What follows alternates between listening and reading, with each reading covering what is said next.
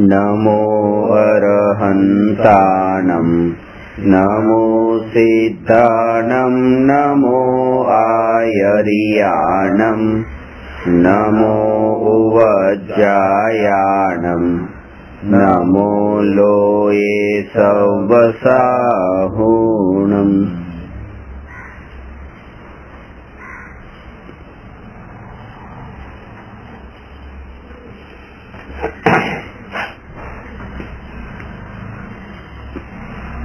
પરિગ્રહની ચર્ચા ચાલે છે। પ્રશ્ન નંબર 175। ગઈકાલે બે પ્રકારના પરિગ્રહની થોડી ચર્ચા તો કરી હતી કે અંતરંગ પરિગ્રહ અને બાહ્ય પરિગ્રહ। અંતરંગ પરિગ્રહ 14 પ્રકારના છે। મિથ્યાત્વ, ક્રોધ, માન, માયા, લોભ, હાસ્ય, રતિ, અરતિ, શોક, ભય, જુગુપ્સા, સ્ત્રીવેદ, પુરુષવેદ અને નપુંસક વેદ। આ રીતે મિથ્યાત્વથી લઈને નપુંસક વેદ સુધી 14 પ્રકારના અંતરંગ પરિગ્રહ છે ને 10 બાહ્ય પરિગ્રહ, જેમાં ધન, ધાન્ય, દાસ, દાસી, સોનું, ચાંદી, મકાન, ખેતર, વાસણ અને વસ્ત્ર, એટલે આમ કુલ મળીને 24 પ્રકારના પરિગ્રહ છે। પરિગ્રહની મૂળ પરિભાષા તો તત્વસૂત્રમાં એ રીતે આપી છે કે મૂર્છા પરિગ્રહ, જે પરપદાર્થ છે એ પરપદાર્થમાં જે મૂર્છાનો ભાવ છે એ જ પરિગ્રહ છે। અને મૂર્છાનો ભાવ એટલે મારાપણાનો ભાવ, એટલે ભાવોથી તો પરિગ્રહ ત્યારે છૂટી ગયો છે જ્યારે સમ્યક દર્શન પ્રગટ થાય છે। સમ્યક દર્શન પ્રગટ થયા પછી સમ્યક દ્રષ્ટિ જીવ જગતના એક પણ પરમાણુને પોતાનો માનતો નથી, એનું નામ જ સમ્યક દર્શન છે। કારણ કે લક્ષણોથી ભેદ જાણ્યા પછી પૂતગલોના જે સ્પર્શ ગંધ વ્રણ વાળા જે લક્ષણો છે એ લક્ષણોથી પોતાનો ભેદ જાણી લે છે। બીજું કે પરિગ્રહ નામનું જે પાપ છે એના ઉપર સૌથી વધારે જોર એટલા માટે આપ્યું છે કારણ કે પરિગ્રહ જ બાકીના 4 કષાયોનું કારણ બને છે, 4 પાપનું કારણ બને છે। હિંસા, જૂઠ, ચોરી અને ખુશી। કે પરિગ્રહ ભેગો કરવો છે એક તો એનું કારણ, એના કારણે પણ એ પરિગ્રહનું કારણ બને છે, અને બીજું કે પરિગ્રહ ભેગો થયા પછી પણ આ બીજા બધા પાપના કારણો ઉભા થાય છે, 4 એટલે પેલા તો ભેગો કરવા માટે આ 4 પાપ કરો, અને એ પરિગ્રહ ભેગો થયા પછી હવે બીજા 4 પાપ કરો, એ અલગ અલગ રીતે છે। કે પેલા તો હિંસા કરો, હિંસા કરીને હિંસા કરે તો જ એ માને છે કે હિંસા કરવાથી તે વસ્તુ આપણને મળશે। એટલે કે તમે આનો વેપારના અંદર થોડું ઘણું જે કંઈ કમાવ છો તો એ કમાણીના અંદર કોઈના આત્માને દુઃખ પણ પહોંચતું હશે તો બીજાના આત્માને દુઃખ પહોંચાડવું એ જ હિંસા છે, એ જ એના પ્રાણોની હિંસા છે। કે એ હિંસા કર્યા વગર એટલું થોડું ઘણું તો કોઈને ખોટું લાગી પણ જાય એના વગર પૈસા કેવી રીતે કમાવાય?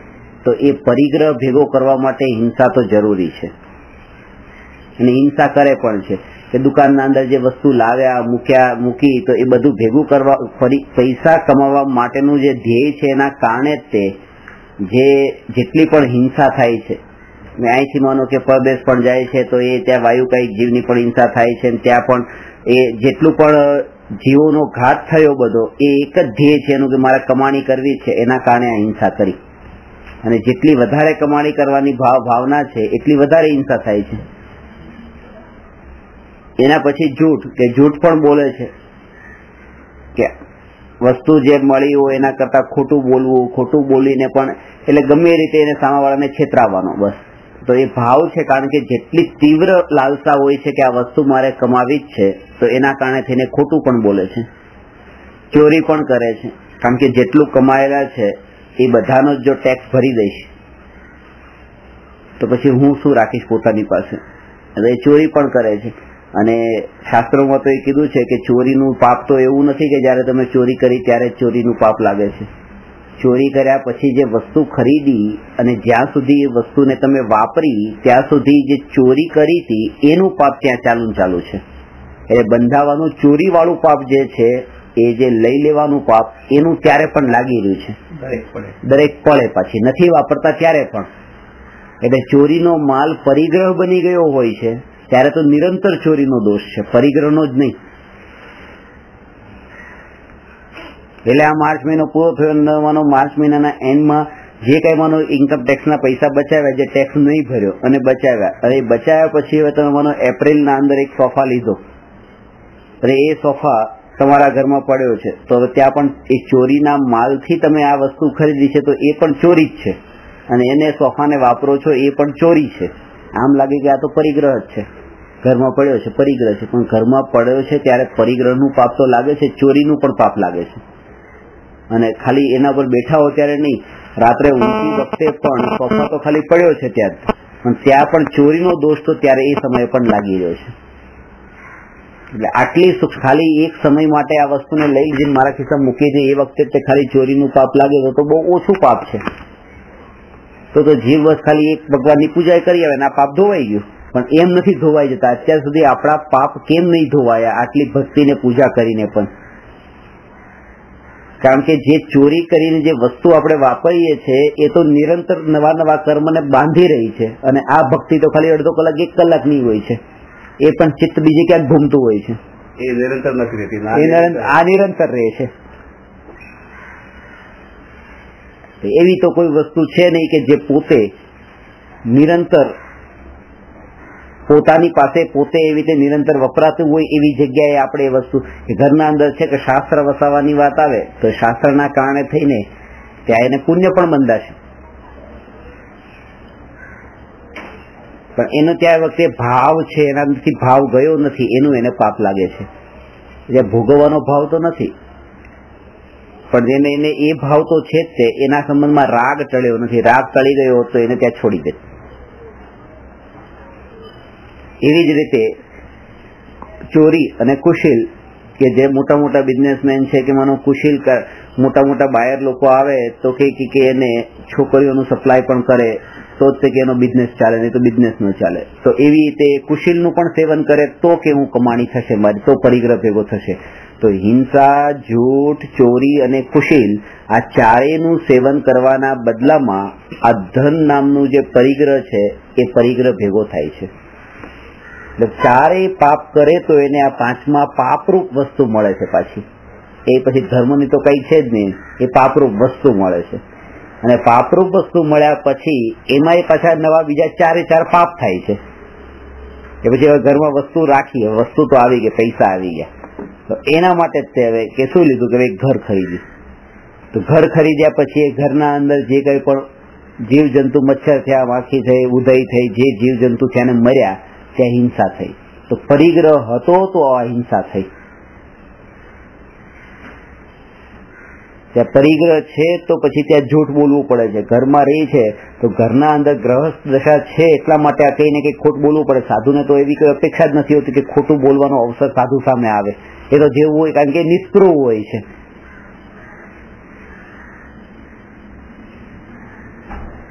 અને ઘર આજે લીધું છે એ તો કોઈ ચોરીના પૈસાથી જ લીધેલું છે, એ ચોરીનું પાપ તો એ સમયે પણ લાગી રહ્યું છે. અને ત્યાં માનો પત્ની સાથે રહેશે તો એ વખતે પણ એને કુશીલનું પાપ પણ ત્યાં લાગવાનું જ છે.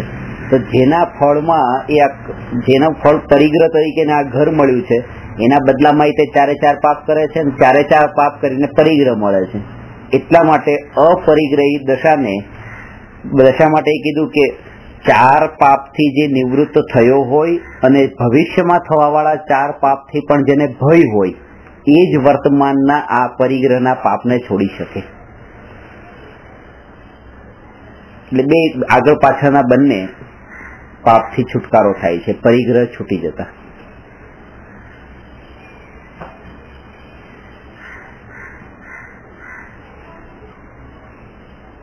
અને ત્યાં ખબર તો એ પડતી જ નથી મુંબઈના અંદર તો કે કોણ વ્યક્તિ કરોડપતિ છે ને કોણ વ્યક્તિ લાખપતિ છે ને કોણ અબજોપતિ છે. જયારે તમારી સામે ઉભો હોય પેલો કરોડોનું દેવું કરીને બેઠો હોય ને પેન્ટ શર્ટ એવા પહેર્યા હોય, કપડા એવા પહેર્યા હોય, ગાડીમાં એવો ફરતો હોય કે એમ લાગે કે બસ આ તો બહુ મોટો મહાન માણસ છે. જેના કારણે આપણે પોતાની મહાનતા બતાવવા માંગીએ છીએ કે હું આવી રીતે તૈયાર થાવ ને આવી રીતે રહું તો લોકોના અંદર હું મહાન દેખાઈશ.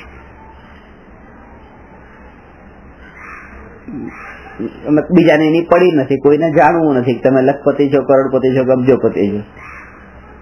એક સર્ટન લેવલ સુધી પહોંચ્યા પછી ત્યાં ખાવા પીવાની ને બે બધી પદ્ધતિ છે એના અંદર બહુ એટલો ફરક નથી હોતો. અત્યારે જે આપણે એમ કહીએ કે આ મનો ગરીબની ઝૂંપડીના અંદર સ્ટીલની થાળીમાં ખાય ને પછી ત્યાં ક્રોકરીમાં ખાય ને, તો એટલો ફરક પડે. પણ પછી ત્યાં કરોડપતિ અબજોપતિ એની પછી ત્યાં એટલું બધું નથી. તો અંદરની જે પરિગ્રહને ભેગું કરવાની જે અભિલાષા છે એ ઓછી નથી થતી, અને એના કારણે એને ભય હોય પાછો કે આનું ફળ નરક જ છે. શાસ્ત્રોમાં ચોખ્ખું બતાવ્યું છે. ક્રોધના કારણે નરકમાં જાય એમ નથી કીધું, અથવા હિંસાના કારણે, જૂઠના કારણે, ચોરી ને કુશીલના કારણે નથી કીધું. પરિગ્રહના કારણે જીવ નરક ગતિનો બંધ કરે છે. સત્વાસૂત્રમાં છે. ચારેય ગતિના આયુષ્યના બંધનું કારણ જે કીધું તેમાં નરકાયુનું કારણ એ કીધું છે આ પરિગ્રહ. આરંભ પરિગ્રહના કારણે જીવને નરક ગતિનો બંધ થાય છે. એટલા માટે જ એ સૌથી વધારે આત્માનું અહિતકારી છે. હવે અપરિગ્રહી અને અશરીરી એવા સિદ્ધ ભગવાનથી સંબંધિત પ્રશ્ન છે. પ્રશ્ન નંબર 176.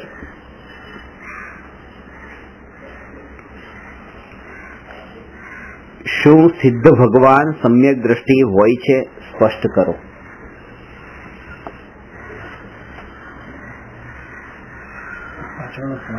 પ્રશ્ન છે પરિક્રમમાં લાસ્ટ 3 તમે કીધા ને, 8માં 3 છેલ્લા કયા છે? સ્ત્રી વેદ, પુરુષ વેદ ને નપુંસક વેદ. એ પણ પરિગ્રહ ભાવ. સ્ત્રી વેદ, પુરુષ વેદ અને નપુંસક વેદ, આ વેદના ભાવ હોય છે. બે પ્રકાર, એક દ્રવ્ય વેદ હોય અને એક ભાવ વેદ. જીવને જે શરીર મળ્યું છે એ શરીરને તો કહેવાય છે દ્રવ્ય વેદ. જે 12મા શરીરનું જે ચિહ્ન એ જે છે એ તો દ્રવ્ય વેદ છે, કે જેમાં એ સ્ત્રી છે કે પુરુષ છે અને નપુંસક એ 3 શરીર છે. પણ જે ભાવ વેદ છે એ દ્રવ્ય વેદ થી જુદું પણ હોઈ શકે છે. એટલે બે એક ના હોય. કોઈનું શરીર પુરુષનું હોય પણ અંદરનો જે ભાવ હોય એ સ્ત્રી વેદનો હોય, ભાવ પુરુષ વેદનો હોય ને ભાવ નપુંસક વેદનો પણ હોય. અને બધાને એવી રીતે એક જ હોય, પુરુષને પુરુષ ને સ્ત્રીને સ્ત્રી, ભાવ ને દ્રવ્ય એક સમાન એવું નથી હોતું. એ ખબર કેમ પડે કે 12ના શરીરની તો ખબર પડે છે કે ભાઈ આ પુરુષનું શરીર છે, આ પુરુષનું શરીર છે, આ પુરુષનું શરીર છે, આ સ્ત્રીનું શરીર છે, નપુંસકનું શરીર છે, ખબર પડે છે. અને પેલી જે છે એને પોતાને ખબર પડે છે. જો કોઈ જીવને સ્ત્રીની સાથે ભોગ કરવાનો ભાવ ઉત્પન્ન થાય તો એ જીવનો પુરુષ વેદનો ઉદય ચાલી રહ્યો છે એમ સમજવું. પછી એ કોઈ પણ શરીરમાં હોય, એકલી સ્ત્રી સાથે. પછી સ્ત્રીના શરીરના અંદર એક આત્મા છે, એ પોતે સ્ત્રી છે અત્યારે, પણ એને પુરુષની સાથે ભોગનો ભાવ આવતો જ નથી, અને સ્ત્રી સાથે જ ભોગનો ભાવ આવે છે, તો એને એ કહેવાય પુરુષ વેદનો ઉદય ચાલે છે. એનું ભાવ વેદ પુરુષ છે અને દ્રવ્ય વેદ સ્ત્રી છે.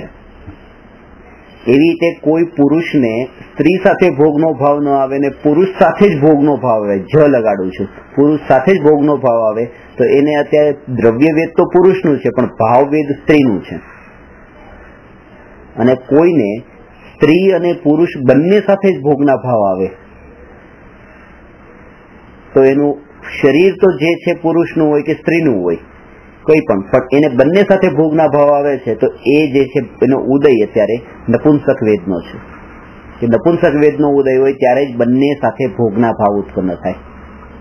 એ પરિગ્રહ આવે, એ પણ પરિગ્રહ છે. આવો ભાવ જે છે એ પણ પરિગ્રહ છે. એટલા માટે આ ક્રોધ, માન, માયા, લોભ ને કામ, ક્રોધ આદિ જે કહેવાય છે ને, કામ ક્રોધના ભાવ, કામ ક્રોધને જેને છોડ્યા, તો એ ક્રોધ કહેતા તો આ પહેલું અને કામ કહેતા આ છેલ્લું. 25 કષાય છે. 25 કષાયમાં સૌથી પહેલો કષાય આ અનંતાનુબંધી ક્રોધ છે અને સૌથી છેલ્લો નપુંસક વેદ છે. જે કામથી સંબંધિત છે ને આ ક્રોધ એટલે કામ ક્રોધ કેતા 25 કસાયથી ભગવાન રહિત છે. વાત એ છે કે હમણાં જે વાત કરી ને કે જે દ્રવ્ય સ્વભાવમાં તો આવો ભાવ નથી અને પર્યાયના અંદર આવો ભાવ ઉત્પન્ન થાય છે એટલા માટે પરિગ્રહ છે. પર્યાય પરિગ્રહ નથી. પર્યાય તો સિદ્ધ ભગવાનને પણ છે, પણ પર્યાયમાં ઉત્પન્ન થયેલો આ જે વિકાર એ મારા દ્રવ્ય સ્વભાવમાં નથી ને પર્યાયમાં પાછો આવો વિકાર આવે છે, તો એ વિકાર એ પરિગ્રહ છે. પછી આટલી સૂક્ષ્મતાથી જેને જોયું હોય એનો પુરુષાર્થ હવે શું હોય? એનો પુરુષાર્થ એ હોય કે હવે આ વિકાર જે છે એને મારે ટાળવો છે, મારે હાસ્યને ટાળવું છે, મારે રતિ ટાળવી છે, મારે અરતિ, મારે ભાવો જે છે એ જ પરિગ્રહ છે ટાળવા છે. અને ભાવરૂપ પરિગ્રહ જયારે ટળી જાય છે ત્યારે આ બધું તો ઓટોમેટિક ટળી જાય છે. હવે રતિ ટળી ગઈ તો ઘરના અંદર હવે ટીવી ને એર કન્ડિશન ને આ બધા જે રાગના સાધનો હતા એ પણ પછી રાખતા નથી, કારણ કે જેટલો રાગનો અંશ ટળતો જાય છે એટલો રાગના નિમિત્તથી વધતો એવો પરિગ્રહ તે ટળતો જાય છે. એટલે એની લિંક છે કે જેમ જેમ અંતરંગ પરિગ્રહ ઘટતો જાય એમ બાહ્ય પરિગ્રહ પણ ઘટતો જાય છે. એટલે પૂર્ણ વિતરાગી જે ભગવાન છે, ભગવાનને પછી કોઈ પરિગ્રહ નથી બાહ્યમાં, કારણ કે અંતરંગમાં તે હવે કોઈ પરિગ્રહ રહ્યો નહીં.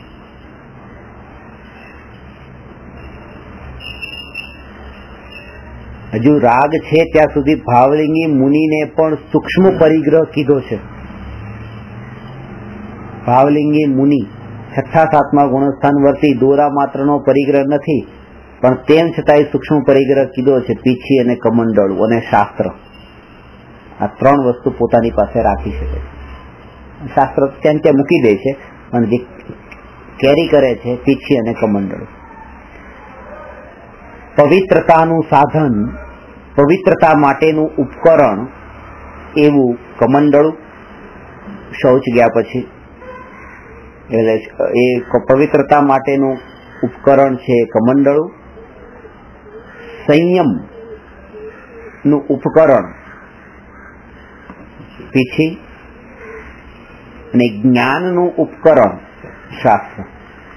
એટલે શુચિ જ્ઞાન સંયમ ઉપકરણ લખી કે ગહે લખી કે ધરે.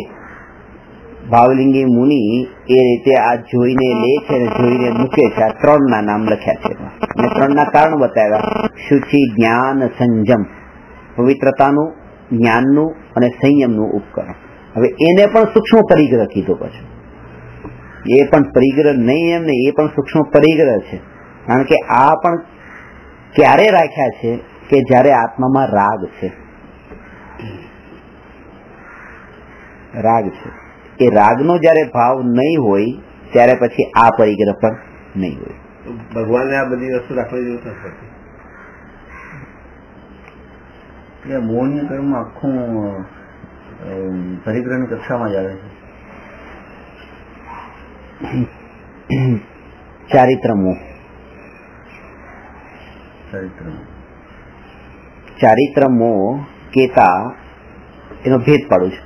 ચારિત્ર મોહ કેતા ક્રોધ માન માયા લોભ અને હાસ્ય રતિ અરતિ શોક ભય જુગુપ્સા સ્ત્રીવેદ પુરુષવેદ નપુંસકવેદ એ 13 અને મિથ્યાત્વ કેતા એક દર્શન, એટલે કુલ મળીને 14 પ્રકાર. મિથ્યાત્વ પણ છે તો પરિગ્રહ, એટલે મિથ્યાત્વ પણ પરિગ્રહ જ છે. પરિગ્રહ જ છે. મિથ્યાત્વ એ પરિગ્રહ જ છે. એનું પરિગ્રહ. હા, મિથ્યાત્વના કારણે આ બધા છે, આમ સ્ટેપ છે. કારણ કે આ બાકીના જે 13 પ્રકારના જે ભાવ છે એ 13 પ્રકારના ભાવ તો મિથ્યાત્વના કારણે ટકેલા છે. જ્યારે આત્મા એમ માને છે કે આ બધા ભાવો મને થાય છે, ત્યારે એ મિથ્યાત્વના કારણે તે વધારે પુષ્ટ થાય છે, મને થાય છે એવું માને છે. એટલે જયારે એમ માને કે આ મને થતા નથી, તો પછી એ ભાવ ખરેખર થતા નથી, કારણ કે એનો આત્માના જે આત્માની માન્યતા છે એ એને પ્રેરિત કરે છે ઉત્પન્ન થવા માટે.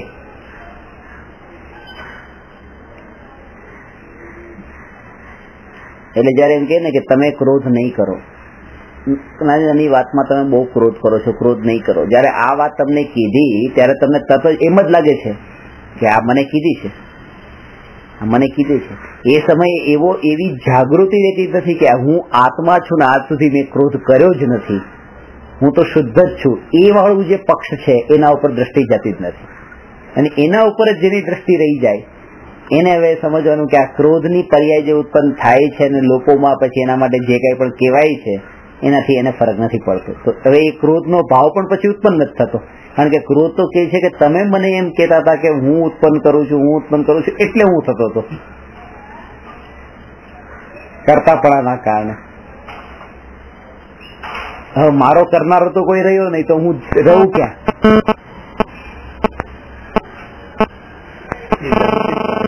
જાગૃતિ ટાળે છે.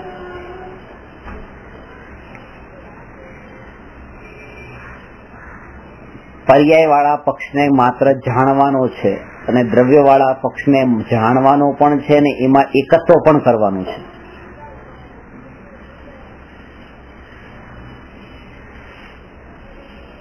એમાં એકત્વ નથી કરવાનું પર્યાય વાળા પક્ષમાં.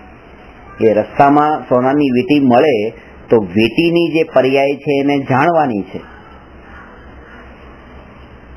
વીંટીની પર્યાય છે એને જાણવાની છે. પણ માનવાની વાત આવે તો માનવાનું એકત્વ કોનામાં કરવાનું છે કે એકત્વ વીંટી વાળી પર્યાયમાં નથી કરવાનું, એકત્વ સોનામાં કરવાનું છે. કારણ કે એ વખતે હવે એની શ્રદ્ધામાં પણ એ જ હોય છે કે આ સોનું મારું, એ વીંટી મારી એવો તો ત્યાં ભાવ છે જ નહીં. કારણ કે એને ફરક નથી પડતો. વીંટીની જગ્યાએ માનો કે કોઈ બંગડી પણ હોત તો ફરક નથી પડતો. એ ક્યારે નથી પડતો? એને પર્યાયમાં એકત્વ નથી થયું એટલા માટે ફરક નથી પડતો. પર્યાયને જાણે તો છે કે આ પર્યાય વીંટીની છે, પણ એમાં મારાપણું એને નથી. એવી રીતે જાણવાનું કે ક્રોધની પર્યાય છે, હોય છે, આત્મામાં પડેલી છે, પણ એ હું નથી, બસ એનાથી મને ફરક નથી પડતો. એટલે ત્યાં અનેકાંત થયું. પર્યાયનો નિષેધય ન થયો, એ વાતનો નકાર નથી કર્યો કે આ અત્યારે વીંટી નથી. વર્તમાન પર્યાયમાં તો વીંટી છે જ, તે બંગડી નથી, એ બુટી નથી, એ વીંટી જ છે. પણ એ વીંટીમાં મારું પોતાપણું નથી, મારું પોતાપણું સોનામાં છે.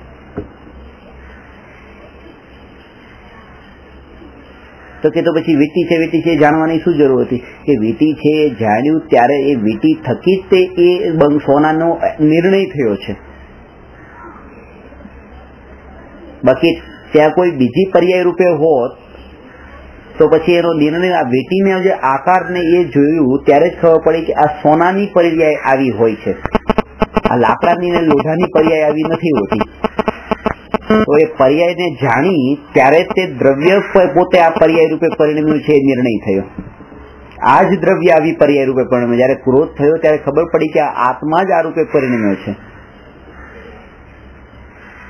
પણ જયારે હું એને પકડીને રહું છું, એ પર્યાયને પકડીને રાખું છું, ત્યારે પછી પર્યાયના પલટાઈ જવાથી હું દુઃખી થાઉં છું.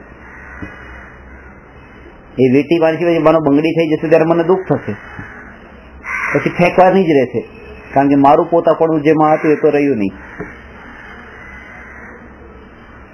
એટલે આ જ્ઞાનનો વિષય અને શ્રદ્ધાનો વિષય બે અલગ અલગ છે, એનો ભેદ હોવો જોઈએ.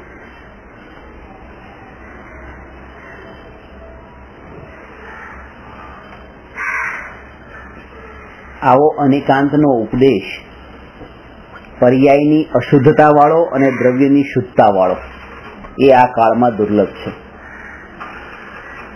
જ્યાં પણ પર્યાયની અશુદ્ધતા વાળો ઉપદેશ આપ્યો હોય એને પણ એ દ્રવ્યની શુદ્ધતાની તો ખબર જ હોય, અને દ્રવ્યની શુદ્ધતાનો જે ઉપદેશ આપતા હોય એને પર્યાયની અશુદ્ધતાની પણ ખબર હોય, તો એનો ઉપદેશ કાર્યકારી છે. એટલે માનો હું તમને એમ કહેતો કે હું શુદ્ધ જ છું, એ વખતે મને તો પૂરી ખબર હોવી જોઈએ કે પર્યાયની અશુદ્ધતા વાળો પણ એક અંશ હોય છે. આ વાત તમને અત્યારે બતાવવા જેવી નથી. જે વક્તા છે, જે જ્ઞાતા છે, એ તો પૂરેપૂરી અપેક્ષાને જાણતો હોય, અને એમાંથી આ અપેક્ષા જ આ વ્યક્તિ સામે આ સમયે કેવા જેવી છે એટલા માટે એને કહે છે. બાકી એમ નથી કે એને અધૂરી ખબર છે એટલે તમને આટલી બતાવી દે છે, બાકીની હવે જયારે ખબર પડશે ત્યારે બતાવશે. તો એ અત્યારે જે સાચી બતાવી રહ્યો છે એ પણ ખોટી છે.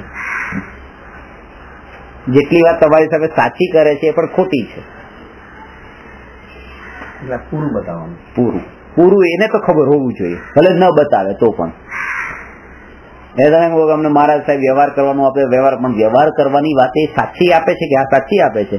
અરે એમને પોતાને પૂરેપૂરી નિશ્ચયની ને વ્યવહારની બધી જ જો ખબર હોય ને, તમને એકલી વ્યવહારની વાત બતાવતા હોય તો વ્યવહારની વાત સાચી બતાવી એમ કહેવાય. નહીં તો એ વ્યવહારની વાત સાચી હોવા છતાં એ ખોટી કહે છે, કારણ કે કહેનારાને પૂરી વાત નથી ખબર. અને એટલા માટે સમ્યક દ્રષ્ટિ સાચો ઉપદેશ આપે છે. મિથ્યા દ્રષ્ટિના ઉપદેશથી સમ્યક દર્શન થતું જ નથી. જ્ઞાની કરી શકે. સાજો વ્યક્તિ હોય એ જ બીમારી મટાડી શકે, બીમાર ક્યારેય બીમારી ન મટાડી શકે. કારણ તો જ્ઞાની જ બને છે સમ્યક દર્શનનું કારણ, કારણ કે એ પોતે બધા નઈ અપેક્ષા ને બધું જ જાણે છે.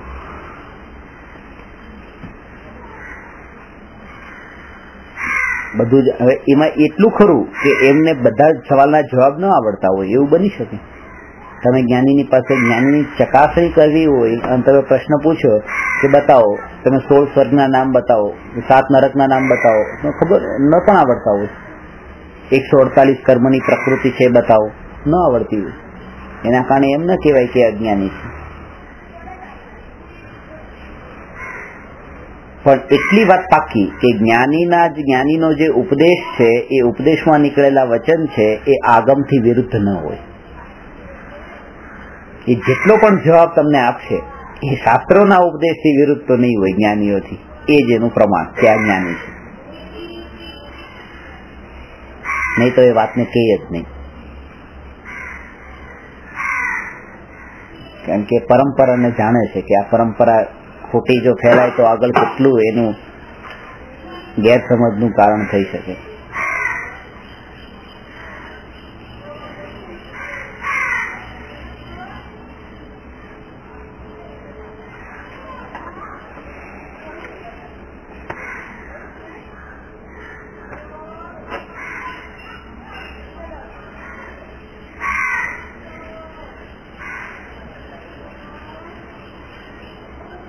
જે વસ્તુ તમે તમારા માટે ભેગી કરી, તમારા છોકરા માટે ભેગી કરી, એમ નથી કે એ છોકરાને એનું પાપ લાગે. તમારા ભાવ છે ને ભેગું કરવાના, એ તમારા ભાવ છે, એટલે એનું પાપ તમને જ લાગે. આપણે ભેગું કરી અને આપણે દેહ છોડી દીધો તો એ પાપ તમે જ લઈને ગયા.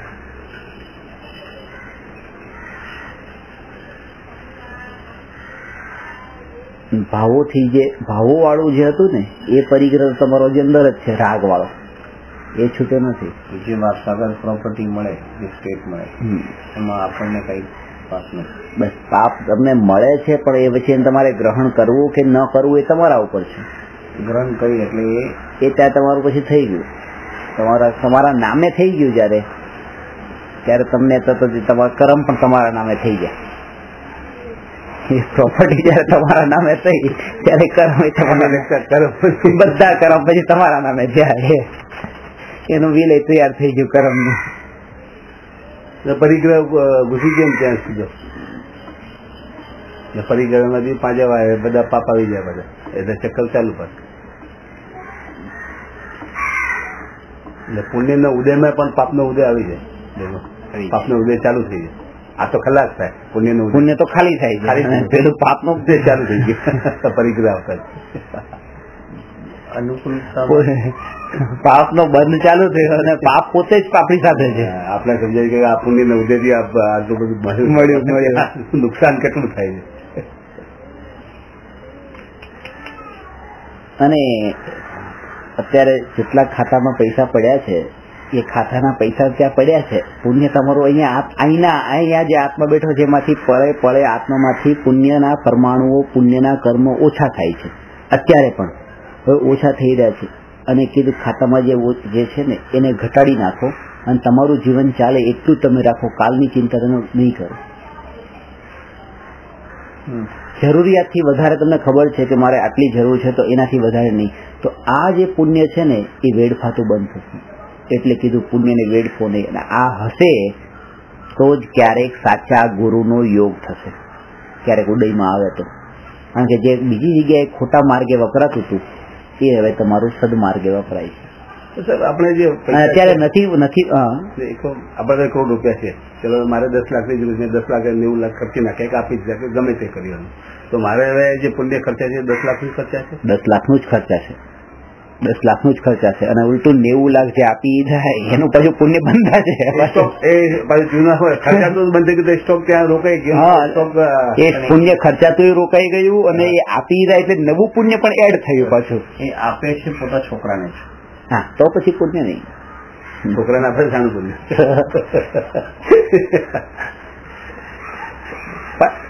એટલું પોતા છોકરાને જ આપે છે. ના ના એમાં પણ એટલું છે કે એમાં પણ એને કેટલી નિસ્વાર્થ ભાવના છે, એમાં પણ એનું કેલ્ક્યુલેશન હોય છે કે કેટલા એની અંદરની દશા કેવી છે. એ વખતે પણ પછી એને માનો કે એક પ્રકારની એક કરુણાથી જ એને આપી દીધા છે કે એક મારો દીકરો છે એટલે જ મારે આપવા છે, એવી રીતે આપ્યા છે. કરુણાથી નથી આપ્યા, આ મારે આટલા એ જે આપી દીધા છે ને, હવે આટલા મોબાઈલ છે ને હું એક જ વાપરું, બસ મારે બીજા નથી વાપરવા. એટલે આ પડ્યા છે એ તો એમના જ છે, એને આપી દીધા નહીં, મારા મેં 10 લાખ કાઢી લીધા બસ. ના પણ એ આ તમે જે બીજા 3 પડ્યા છે તો એ 3 ના પાપ તમે કર્યા હતા, જો તમે કર્યા હોય તો તમે તેનો નિકાલ કરીને જાઓ. નહીં, આ મારા નથી. હવે આ છોકરાને કહીશ કે તારા ને આ મારે આટલા એ છોકરાને કીધું તારા, તો પછી હવે એ બધા પાપ જે થશે એ છોકરાને, એ બધા છોકરો કે પપ્પા મારે જોતા નથી, તમે તમારી પાસે જ રાખો, તો પછી પાછા બધા પાપ તમને રિટર્ન. એટલે તમે કારણ કે જે વસ્તુ એટલે કીધું કે ત્યાગનું મહત્વ એટલું વધારે છે દાન કરતા. આગળ એ પ્રશ્ન આવશે, દાન દેવા કરતા ત્યાગનું મહત્વ બહુ વધારે છે. દાનના ફળમાં તો સ્વર્ગ જ મળે છે, ત્યાગના ફળમાં મોક્ષ મળે છે. દાનના અંદર તમારે જોઈએ કે આ વસ્તુ છે, આ વસ્તુ મારે કોઈને આ ભાઈને કોને આપી, તો સામે લેવા વાળો આમ હાથ ફેલાવા વાળો જોઈએ દાન આપો ત્યારે. અને જયારે તમે ત્યાગ કરો છો ત્યારે તમે અહીંયા બેઠા છો અને બસ ત્યાંને કોઈ લઈ જાય, તોડી નાખે, ફોડી નાખે, જે કરે કરે. દાનનો મતલબ એના તરફથી ઉપયોગ તમારો હટી ગયો, હવે ત્યાગના અંદર. દાનના અંદર તો ઉપયોગ પાછો જાય, એ પછી ક્યાં કરે છે, શું કરે છે, કેવી રીતે કરે છે, એ પછી આપણું પાછું ઇન્વોલ્વમેન્ટ તો આવી જ જાય છે ક્યાં ક્યાં. બહુ મુશ્કેલ છે. એ 10 રૂપિયાની નોટ ત્યાં મંદિરમાં નાખવી એ એટલું સહેલું કામ છે, પણ 10 રૂપિયાની નોટ અહીંયા મૂકીને પછી એનો વિકલ્પ જ છોડી દેવો એવો અઘરું છે. એ 1 રૂપિયો ત્યાં મૂકીને છોડી દેવો એ અઘરું લાગે છે. 10 ની નોટ ત્યાં નાખવી સહેલી પડે છે. ત્યાગમાં તો એવું છે કે આ બધું છોડી તો દીધું, એનો ભાવ નથી, બસ વસ્તુ ક્યાંય જતી નથી, વસ્તુ ત્યાં ત્યાં જ છે, તાંત્રિક નથી થતી. આગળ આવશે એનો વખત. તો ત્યાં દાન તો તમારી પાસે જેટલું તમારા ખાતામાં 10 લાખ છે તો 10 લાખમાંથી તમે જેટલું દાન આપી શકો એટલું આપી શકો. 11 લાખ તો દાન તમે ના આપી શકો, પણ ત્યાગ તમે 3 લોકની સંપત્તિ ન કરી શકો જે તમારી પાસે નથી. દાન પોતાની તિજોરીમાંથી જ અપાય અને ત્યાગ છે આ દુનિયાભરની બધી તિજોરી નો થઈ શકે.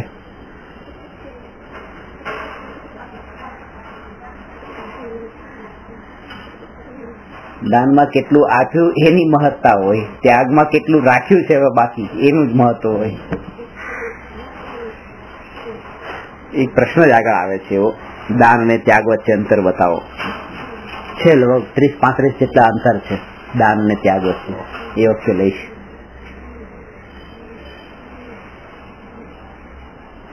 પ્રશ્ન નંબર 176, શું સિદ્ધ ભગવાન સમ્યક દ્રષ્ટિ હોય છે? સ્પષ્ટ કરો.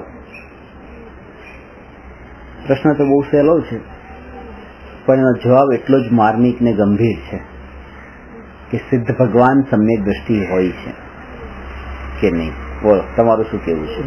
નહીં, સિદ્ધ ભગવાન સમ્યક દ્રષ્ટિ નથી હોતા. તો શું મિથ્યા દ્રષ્ટિ હોય છે? કારણ કે 2 જ પ્રકારના જીવ હોય, સમ્યક દ્રષ્ટિ, મિથ્યા દ્રષ્ટિ. ત્રીજો તો કોઈ જીવ હોતો નથી. સિદ્ધ થઈ ગયા, સમ્યક થયા પછી સિદ્ધમાં આવે ને. નહીં, પણ હવે આજે પર્યાયની વાત ચાલે છે. થોડી જોર મૂક્યું ખરું મગજ પર. પર્યાયની જ વાત છે ને, સમ્યક દ્રષ્ટિ એટલે પર્યાય. તો સિદ્ધ ભગવાને શું છે? સિદ્ધ ભગવાને તો એ પર્યાય નથી. નહીં, પર્યાય છે એના કરતા અલગ પર્યાય. જેની પાસે 1 લાખ રૂપિયા હોય એની પાસે 1000 રૂપિયા હોય કે નહીં, એવો આ પ્રશ્ન છે. નહીં, પણ કરોડપતિ ને લખપતિ કેવો, એટલે કરોડપતિ ને લખપતિ કેવો કે નહીં હોય છે કે નહીં, તો અલગ છે. કેવાની વાત છે કે કરોડપતિ પાસે લાખ રૂપિયા છે કે નહીં. આ પ્રશ્ન શું છે? શું સિદ્ધ ભગવાન સમ્યક દ્રષ્ટિ હોય છે? એનું કારણ તમને એ બતાવું.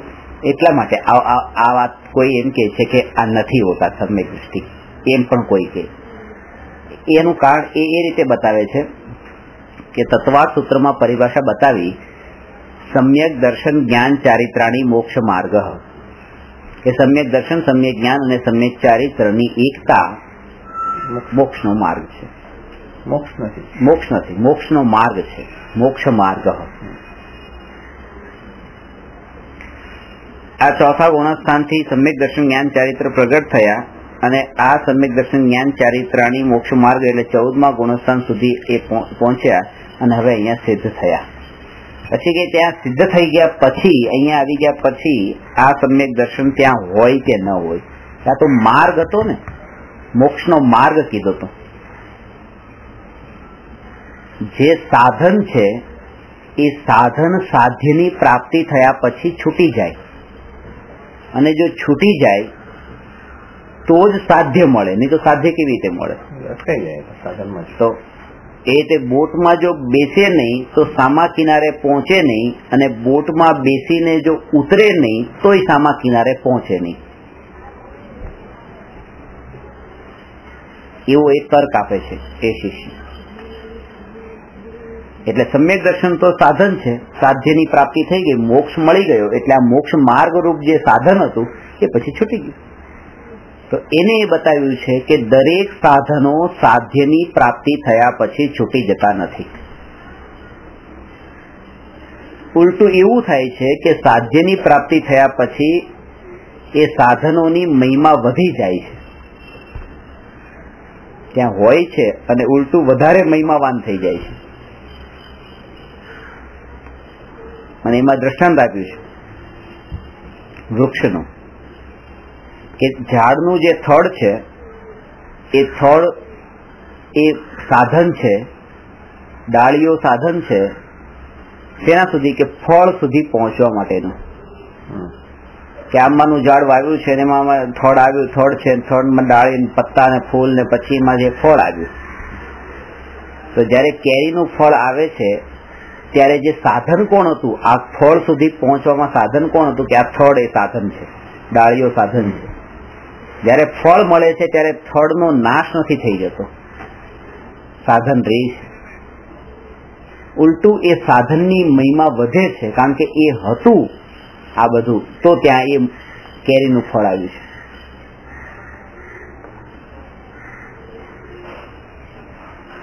અને હજુ પણ જે ફળ આવશે તો એ આ સાધનના બળ ઉપર જ આવશે, જેટલા પણ ફળ આવશે. એ રીતે મોક્ષ રૂપી જે પર્યાય, જે મોક્ષને ફળ કીધું છે, કે મોક્ષ ફળની પ્રાપ્તિ જે થાય છે એ સમ્યક દર્શનનું જે મૂળ છે એના બળ પર એ ફળ મળે છે, ને આ મૂળનો નાશ નથી થઈ જતો એ ફળ આવી જવાથી. એટલે દરેક સાધ્યની પ્રાપ્તિ થયા પછી દરેક પ્રકારના સાધનો છૂટી નથી જતા. કથન શિક્ષણ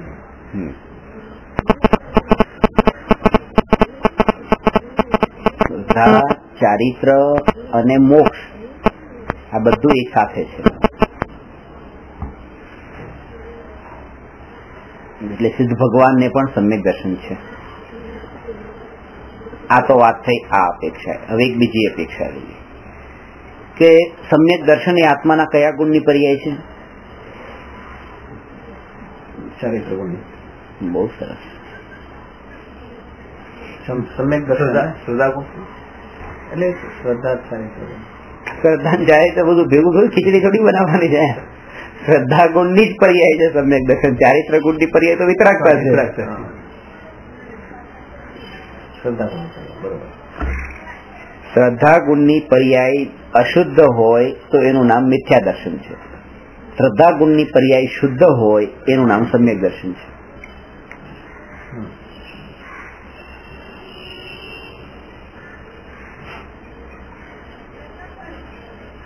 તો શ્રદ્ધા ગુણની સિદ્ધ ભગવાનને શ્રદ્ધા ગુણ હોય આત્મા છે ને, એ પણ એક આત્મા હોય તો અનંત ગુણોનો પિંડ, એ આત્મા પણ ત્યાં છે, તો શ્રદ્ધા ગુણ છે. તો શ્રદ્ધા ગુણની પર્યાય કેવા રૂપે છે? શુદ્ધ કે અશુદ્ધ? શુદ્ધ રૂપે છે. શ્રદ્ધા ગુણની શુદ્ધ પર્યાયનું નામ તો સમ્યક દર્શન છે. સિદ્ધ ભગવાનને સમ્યક દર્શન છે, કારણ કે ત્રીજી તો કોઈ પર્યાય હોતી નથી, અને ગુણ છે તો પર્યાય તો હોય જ. પર્યાય વગરનો ગુણ હોય નહીં.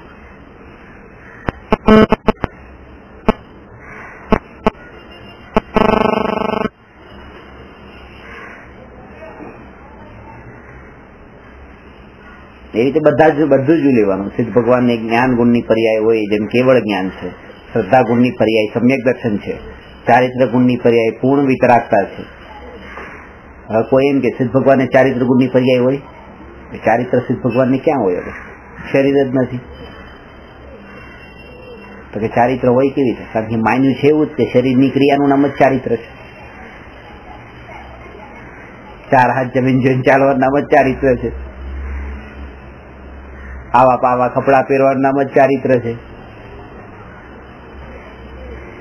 શરીરની આ પ્રકારથી શુદ્ધિ ને આ પ્રકારનું ધ્યાન રાખવું અને વસ્તુ લઈને મૂકવી, જોઈને લેવીને જોઈને મૂકવીને એ જ ચારિત્ર છે એવું માન્યું. એના કારણે એવો પ્રસંગ આવ્યો કે સિદ્ધ ભગવાનને ચારિત્ર પછી ન હોય. ચારિત્ર ગુણ તો હોય કે નહીં? ત્યાં ચારિત્ર ગુણ હોય તો ચારિત્ર ગુણની પર્યાય પણ હોય. તો પછી ચારિત્ર ગુણની પર્યાય શું છે? કે વિતરાગતા છે. એનો અર્થ એ થયો કે રાગ દ્વેષ એ અશુદ્ધતા છે, વિતરાગતા એ શુદ્ધતા છે. આ ક્રિયાકાંડ છે એ ચારિત્ર ગુણની પર્યાય જ નથી. એ પૂતગલના કામ છે બધા. એ બધું પૂતગલની ક્રિયાઓ છે. સ્પર્શ રસગંધ વાળી ક્રિયાઓ છે કે આ હાથ અને અહીંથી આ વસ્તુ લીધી, આ વસ્તુ મૂકી, આ બધી પૂતગલની ક્રિયા છે. આવો ભેદ જેને થાય એને જ સમ્યક દર્શન થાય છે. જે ભેદ કરી શકે કે આ ક્રિયા તો પૂતગલની જ છે, આ મારું ચારિત્ર નથી.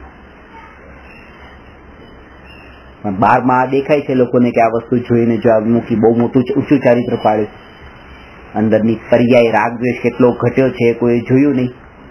એટલે લોકો મસ્તક ચૂકવવા માંડ્યા, હાથ જોડવા માંડ્યા. એની સામે જેની આ ક્રિયાઓ બરાબર હતી. એટલે હાથ જોડવાના ક્રિયાકાંડ પણ આ હાથેથી વસ્તુ લઈને મૂકવીને એવા ક્રિયાકાંડથી જે કરતા હોય એને જ થતા હોય છે. ત્યાં હવે નુકસાન મોટું એ થાય છે, ખાલી હાથ જોડીને જ ખાલી વિનય નથી કરી લેતા, એ તો અંતરથી ભાવથી ગુરુ માની લે છે. હવે આણે જે ક્રિયા કરી હતી એ ભાવથી તો સમજીને તો કરી નથી, આણે તો ખાલી ક્રિયા કરવા માત્રથી કરી હતી. અને એવી રીતે સામાવાળાએ તે ખાલી ક્રિયા કરવા માત્રથી જ આમ હાથ જોડી દીધા તો વાંધો નતો.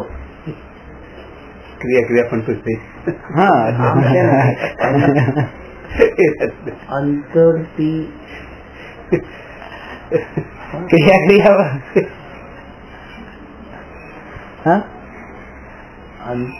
અંતરથી ભાવ જયારે પલટાય ત્યારે બહાર દેખાય, ત્યારે બહાર દેખાય.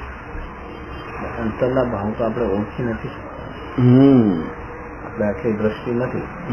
અગર આપણી દ્રષ્ટિ છે બાહ્ય ક્રિયાની.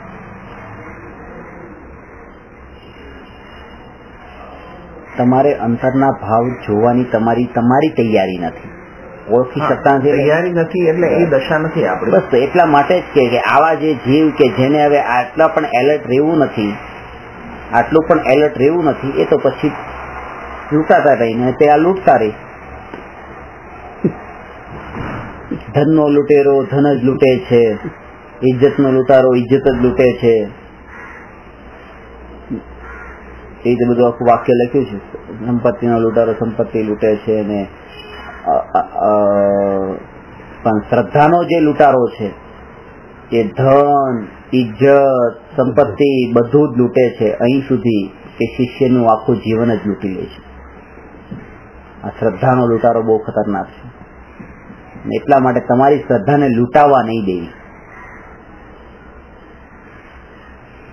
એવી જગ્યાએ એવું ખાલી આપણે આમ એટલું ધ્યાન રાખીએ છીએ કે ભાઈ પોતાની એક શ્રદ્ધા નામની છોકરી છે અને એને પરણાવવાની છે અને સામે ખબર છે કે સામે કોઈ લૂંટારો છે, તો લૂંટારાને આપણી શ્રદ્ધા નામની દીકરીનો હાથ કેવી રીતે આપવો કે પૂરી જાગૃતિ રાખીને આવાને આપણી દીકરીનો હાથ ન અપાય. તો આ શ્રદ્ધા મારી એવાને ત્યાં કેવી રીતે સમર્પિત કરું? ત્યાં તમે જોવો તો છો ને કે ભાઈ મારી તાકાત તો નથી કે સામેવાળો લૂંટારો હશે કેવો હશે. થોડો વિચાર કરીએ, 10 માણસને પૂછીએ છીએ. પરણાવી જરૂરી છે, પરણાવી જરૂરી છે, પણ એ છે કે પરણાવી જરૂરી છે એનો વિચાર કરે ને સામેવાળાને. એવો તો કોઈ પિતા નથી હોતો કે પરણાવી જરૂરી છે એટલે પછી ભલે લૂંટારો મળતો એવું ક્યાં એવું તો નહીં પરણાવે, પણ કોશિશ પણ પરણાવો તમારા આત્માને જ પરણાવી દો.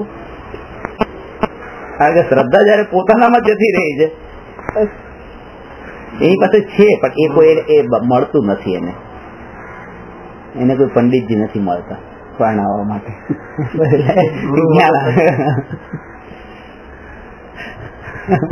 તો ત્યાં આપણે જાગૃતિ નથી. આ જે છે આપણી શ્રદ્ધા છે, બાકી કેટલી અપેક્ષાઓ છે. ભાઈ મને ખબર છે તમારું ચારિત્ર આવું છે, તમે આવી દીક્ષા પાડો છો. ના ના, આપણા આટલા વર્ષોના સંબંધ છે, હવે ખોટે ખોટી આ બધી માથાકૂટમાં પડીને સંબંધ શું કામ પર્સનલ ખરાબ કરવું?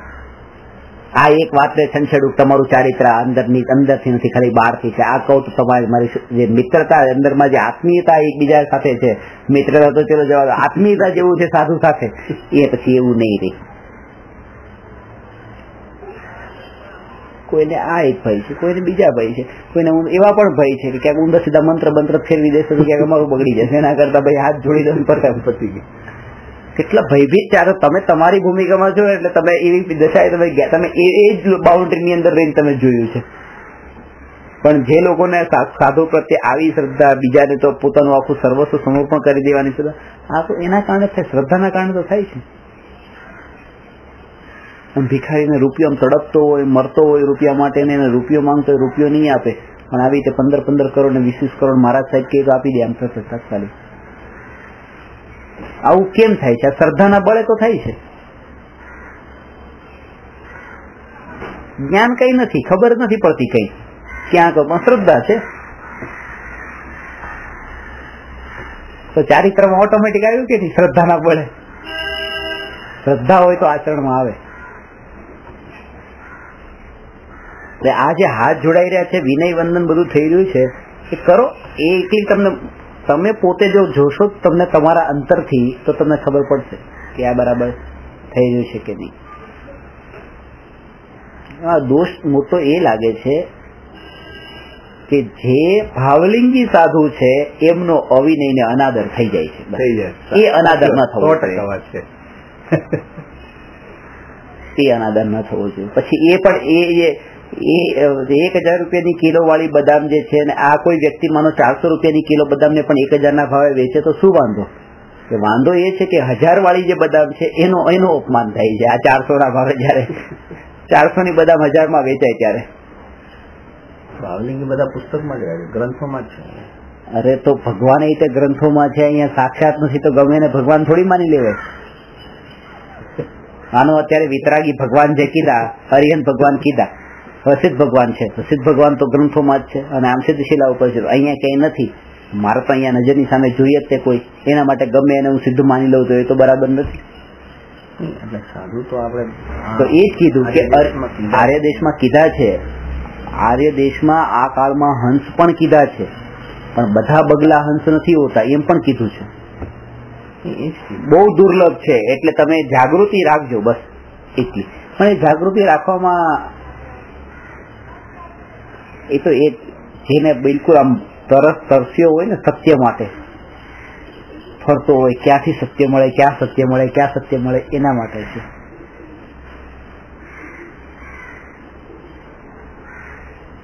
આપણે ફર્યા જ ક્યાં છીએ? એટલું કેટલા ગામ છે અત્યાર સુધી ગુરુની શોધમાં? કઈ ગુરુની શોધ જ નથી કરી. જઈએ શું આવે? ગુરુ જ આવે છે. ગુરુ સામેથી જ આવી જાય છે. તમારે શોધવાની જરૂર ક્યાં કે તમારે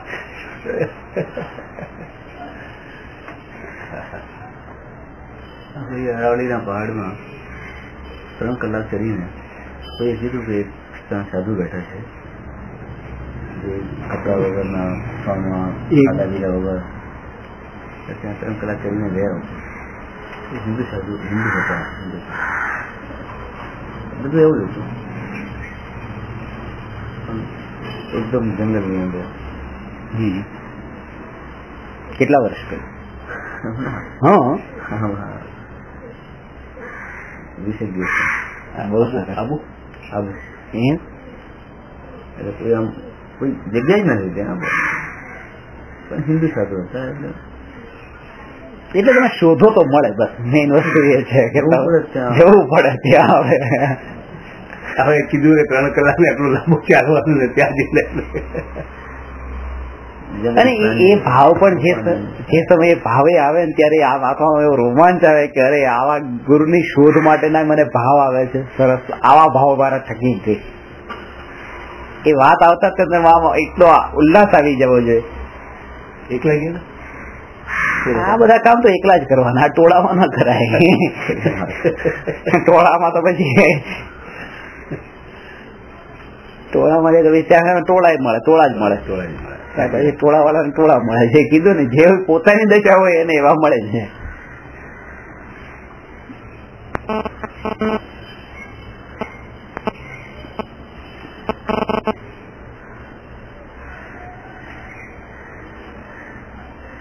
એટલા માટે એક સ્ટેપ આગળ હજી વિચાર કરીને તમે જો, ત્યાં હજી એટલો ભાવ રહે. કેવો કે જૈન હતા કે અજૈન હતા મને ખબર નથી, એના જો મૂળગુણ ને નિયમોનું પાલન જો બરાબર થતું હોય, એટલી નિષ્પૃહતાથી તમે જોવો ને, તો પછી ત્યાં પણ એવી જોવાની દ્રષ્ટિ પેલા ખીલવી જોઈએ અંદરમાં કે ભાઈ આ જૈન છે કે અજૈન છે મતલબ નથી, પણ આ જે નિયમો બતાવ્યા છે આનું પાલન થઈ રહ્યું છે, બસ મારા માટે વંદનીય છે.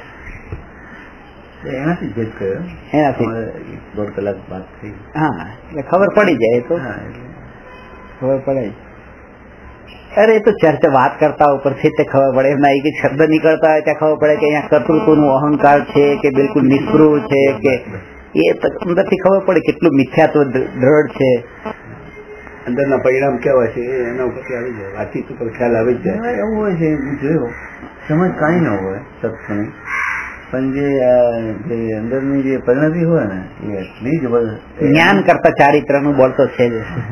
એમની જે એ હતી એ જબરદસ્ત હતી. જૈન ધર્મ એમને એ થોડો ઈશ્વરવાદ માને, એમાં થોડું અગોરી ને. એટલે એ તમે જે જવાબ લખ્યો છે ને કે જૈન ધર્મ અને અન્ય ધર્મ વચ્ચે શું અંતર છે, કે આ કર્તાવાદ નું ને જે છે આમાં આન્સર લખ્યો છે, બસ એ ત્યાં જ અલગ પડી જાય. ત્યાં પડી જાય કે પ્રત્યેક દ્રવ્ય સ્વતંત્ર છે ને કોઈનું કરતા નથી, એવી જે વાત ઈશ્વરે કરતા નથી, આ બધા ઉપર તમે ચકાસી શકો.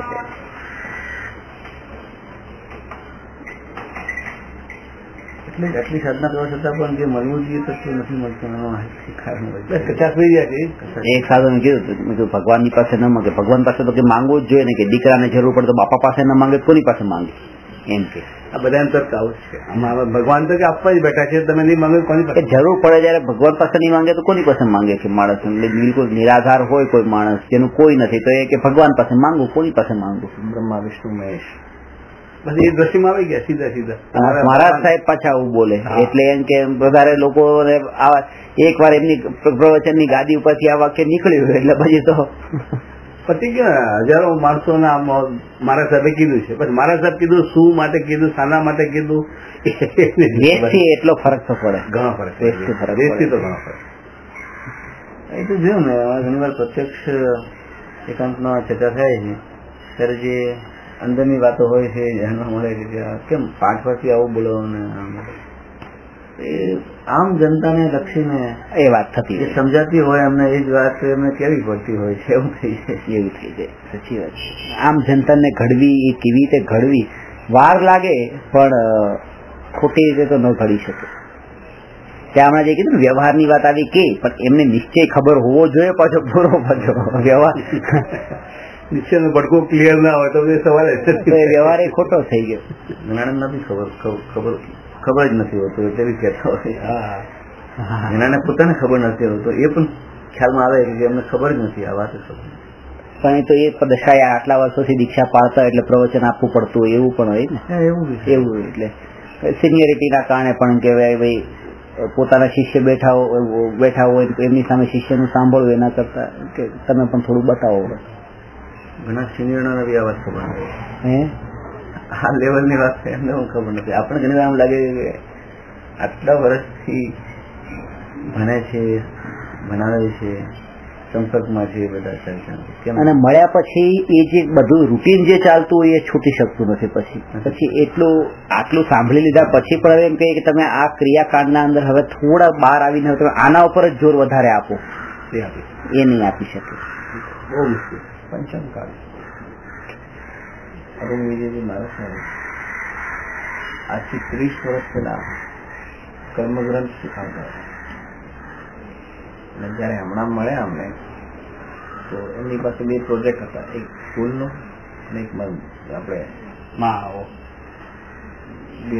વિરાલેમ. અને એમાં એમની એવી ભાષા હતી કે હું અટકાઈ ગયો છું, થોડી મને મદદ કરો પૈસાની, મારે છૂટવું છે, હવે મારે કહેવા મતલબ આ લઈ લીધું છે અને એક પાર પાડવું છે. અને 30 વર્ષ પહેલા કર્મગ્રંથ માં માસ્ટરી હતી અને પીએચડી કરેલી છે જૈનમાં. આપણે એમાં ડોક્ટર ઓફ એનું કઈ પદવી પણ મળી છે, ડોક્ટરેટ મળી છે. આવા સાધુ હમણાં મને આમાંથી બહાર કાઢો એટલે એમને કહેવાની વિરાલયમથી બહાર કાઢો, કારણ કે મારે બીજી સ્કૂલની પ્રોજેક્ટ છે એટલે એકમાંથી કાઢીને બીજામાં મારે જવું છે. એ છોડવાની વાત નથી. વિરાલયમથી મને બહાર કાઢો, હું અટકાઈ ગયો છું આમાં, મારે સ્કૂલનું પ્રોજેક્ટ છે એટલે મને બહાર કરવાની વૃત્તિ હોય તો કસ્ટમ શોપિંગ નીકળી જાય કે તમારે જે કાઢી પણ દે. વિરાલયમથી બહાર નીકળીને એમાં જવું છે એમને સ્કૂલના. એક બહુ મોટા સાધુ હતા, એમના માટે અમને સમાજને બહુ માન. હું એક વાર મને ગયા મેં કીધું સાહેબ તકલીફમાં છે. પછી મારા યોગા સર આવતા હતા, એ અમને યોગા કરવા. મને થોડું ઘણું આત્માની વાત સમજમાં આવી તો ત્યાંથી સમજ યોગા સરથી સમજમાં ધ્યાન એમને શીખ્યું. તો એ પછી એમના પછી જે ભગત હતા ને એમને લઈ ગયેલા. એમને ત્યાં જોતા થઈ ગયું કે આ બધું છોડી દે તો લાંબા નહીં જીવો. એમની મનોસ્થિતિ એમને જોઈ દીધું. આટલું મોટું જે સામ્રાજ્ય લઈને બેઠા છે, પાછળ સંભાળનાર કોઈ નથી. એક તો એનું દુઃખ, આને હજી વિકસાવવું છે, એના માટે ભક્તોની ગુલામી. એ જગ્યા છોડીને જઈ નથી શકતા, એનું દુઃખ. આ બધાએ એમને બીમાર પાડી નાખ્યા. ત્યારે એમાં યોગાસરે કીધું છોડી દો, આપ સાધુ છો, 1 મિનિટમાં છોડવું પડે. ન છોડી શકે અને છેવટે એનો એ અંતે જાય. એટલે આ બધું બહુ મુશ્કેલ. કેવી આપણે ગીતાર કહો કે ગીતાર તો અમુક નાખ્યું ને ફસ્યું, મોટા મોટા સાધુ એ તો ખૂબ ફસેલા. પાઠ પછી જયારે વાતો સાંભળો તો એકદમ વૈરાગ્ય નહીં, પણ એ તો ખબર પડી જાય જેને જ્ઞાન ખ્યાલ હોય, વસ્તુ સ્વરૂપ નો ખ્યાલ હોય. 4 પ્રશ્ન પૂછ્યો એટલે ખ્યાલ આવી જાય તમને કે એમને વસ્તુ સ્વરૂપ નો ખ્યાલ નથી. તમે તો આટલો અભ્યાસ કર્યા પછી હવે કે એ રીતે ઠગાવાય તો નહીં જ. કેમ કે કરુણા આવે એને પછી સાધુની વાત છોડી પ્રશ્ન જે હતો ને, સાધુની વાત છોડી દઉં. સેરુબેન છે, એ આત્મકેન્દ્ર છે. ઓકે, નામ સાંભળ્યું? હા, હું એમની વાત કરતો. તમે જયારે કીધું કે આમ મૂકીને આમ બહારથી મૂકે તો અંતરની ભાવના આપણને ખબર નહીં પડે કે અંતરની ભાવના કેવી રીતે હોય. એ પ્રવચન પણ આપે છે. બહુ એમની દશા ઊંચી છે. આમ લોકો કહે છે ને, જો લોકો કે છે પાછું ક્યાં લોકો તો ખરેખર લોકો આપણે આપણા સંપર્કમાં તમને ખરેખર તમને કહું છું ને, લોકોના બહુમતના કારણે એક વાક્ય મેં લખ્યું છે કે બહુમતી, જેના શિષ્યોની બહુમતી વધારે હોય એના કારણે તમે એની દશાને ઊંચી માનો તો પણ બરાબર નથી, કારણ કે આ કાળમાં નહીં તો એમાં ઠગાવાના ચાન્સ ઘણા છે. અજ્ઞાની છે ને, લોકોને ખબર નથી આ ચીજની. એ તો કઈ જાણતા નથી. સર્ટિફિકેટ કયા લોકોએ આપ્યો? જે આપણા જેવા છે, આપણે જેને એમને પોતાને જ્ઞાન નથી, જેમને એ વસ્તુ સ્વરૂપનો ખ્યાલ નથી, એ લોકોએ આપ્યું હોય. એ લોકો નથી, એ એમનું પ્રવચન પણ બધું આધ્યાત્મિક જ છે. શ્રીમદ રાયચંદના બહુ એકદમ. એક વસ્તુ તમને કહું કે હીરાનો જાણનાર જે નથી હોતો એના માટે બધા હીરા સરખા જ લાગે છે. હીરા કાચના ટુકડા હીરા જ લાગે છે. જેમ તમે અધ્યાત્મમાં તમને નથી, આના ઉપરથી તમને મને એ ખબર પડે કે તમારું અધ્યાત્મનું ઊંડાણ એટલું નથી. કારણ કે અંદરમાં મારી પાસે એક સાથે 100 વસ્તુની લિસ્ટ છે, ક્રિટિસાઇઝ કરવા માટે નહીં, કે જે આત્મજ્ઞાની સમ્યક દ્રષ્ટિ હોય, શાસ્ત્રોમાં જેના લક્ષણો બતાવ્યા છે એ લક્ષણો ત્યાં નથી, આ નથી, આ નથી, આ નથી, તો આ સમ્યક દ્રષ્ટિ કેવી રીતે કહેવાય?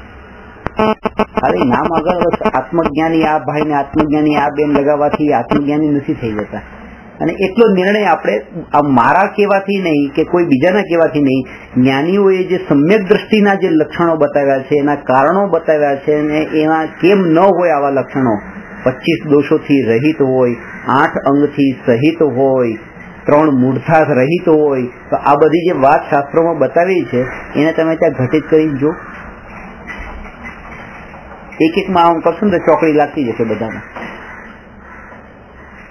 આ જ્ઞાનીના લક્ષણો આવા આવા હોય, અને જયારે પછી ત્યાં તમે છોકરી લાગે આપણા એક. હવે બીજી વાત કે આપણા કરતા તો સારા છે. હા, બસ એ વસ્તુ આપણા કરતા સારા ને આપણે કરતા માત્ર એમને થોડી ઊંચ કક્ષાની છે. થોડુંક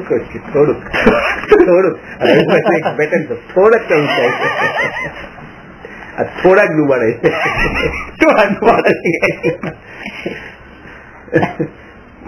મને બી આવું કોઈ કહે તો હું જોવા જાઉં કે ચલો જોઈ આવીએ કે ક્યાં જે ઘણા પ્રસિદ્ધ થયેલા છે જોવાથી જવું જોઈએ. એટલે મેં તમે થોડા વખત પહેલા પ્રશ્ન કર્યો હતો કે આ કાળમાં સૌથી પ્રસિદ્ધ એવા સાચા ભાવલિંગી સાધુ સૌથી વધારે પ્રચલિત એવા કોણ છે? જવાબ હતો ને કે સાધુ ભાવલિંગી છે તો પ્રચલિત થતા જ નથી. હોય નહીં તો કેવી રીતે હોય? એ તો હોય કોઈ લોકો જ જાણતા ન હોય, જણાવવામાં પણ નથી આવતા. પ્રચલિત નહીં એને નથી, લોકોમાં આવવું જ નથી. અને ખરેખર ઓળખાણ પોતાનું નામ બતાવવું નથી, બીજાનું નામ જાણવું નથી. ઓળખાણ તો ખાણ છે, નીચે પડવા માટે. આપણે ખરેખર મને જેમ કીધું કે આ સાધુ તમે આમ આ સાધુને શોધો કે અહીંયા પેલા છે ક્યાં? તમારે કાંદીવલીમાં પેલા વાત તો હોય ન શકે, કેમ કે શહેરમાં છે, શોધે ગલત છે. પછી એમના કાર્યો, આ કાર્ય છે, બીજી ચોકડી મારે છે, તો ના હોઈ શકે. બીજું કે આટલા શિષ્યો છે તો ના હોઈ શકે. ચોકડી મૂકતા જાવ બરાબર, ચોકડી મૂકતા જાવ. મારા દાદાજી માટે મને વિનોદભાઈ કીધું હતું, મેં કીધું ચલો તમે દર્શન કરવા માટે આપણે ગોઠવીએ તો આ ગોઠવશું, આ કે દીક્ષાનું બધું પૂરું થઈ જાય પછી કે આપણે માર્ચ મહિનામાં પછી એપ્રિલમાં ગોઠવીએ. ત્યાં તમે રોકાઈ જશો તો મને કે તમને નો હંગર્યા તો અમને હું હંગરવાના છે કે, કારણ કે એમને શિષ્ય બનાવવાની પડી જ નથી હોતી. એ બોજો લાગે કે આને શિષ્ય બનાવવું તો એનું હિત થાય ને મારું હિત થાય.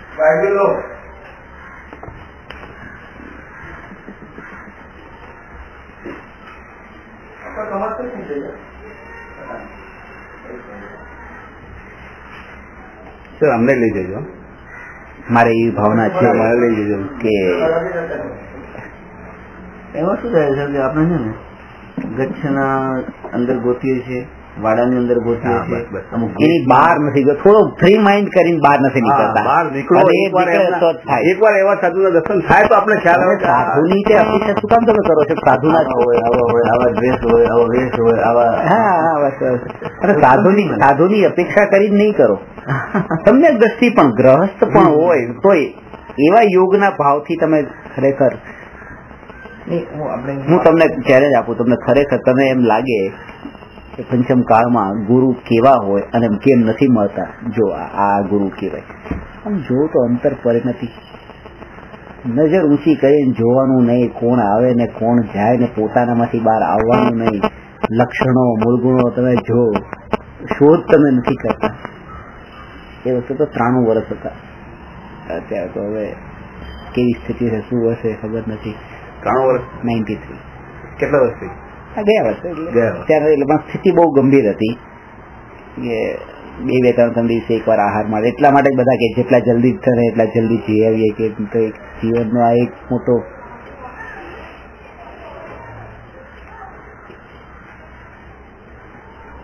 બનાવો પ્રોગ્રામ લઈ જાઓ.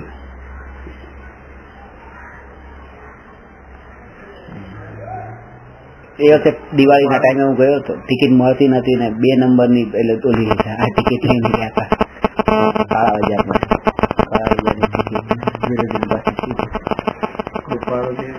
દીક્ષા લેવી છે, નથી મળતી. બહુ ભાવના છે અંદરની. કાળા બજારમાં ટિકિટ કરીને આવ્યો છું. એટલી અંદરની ભાવના એ લાગે નીતિ છે, જીવન જીતા શીખ, પછી દીક્ષાની વાત.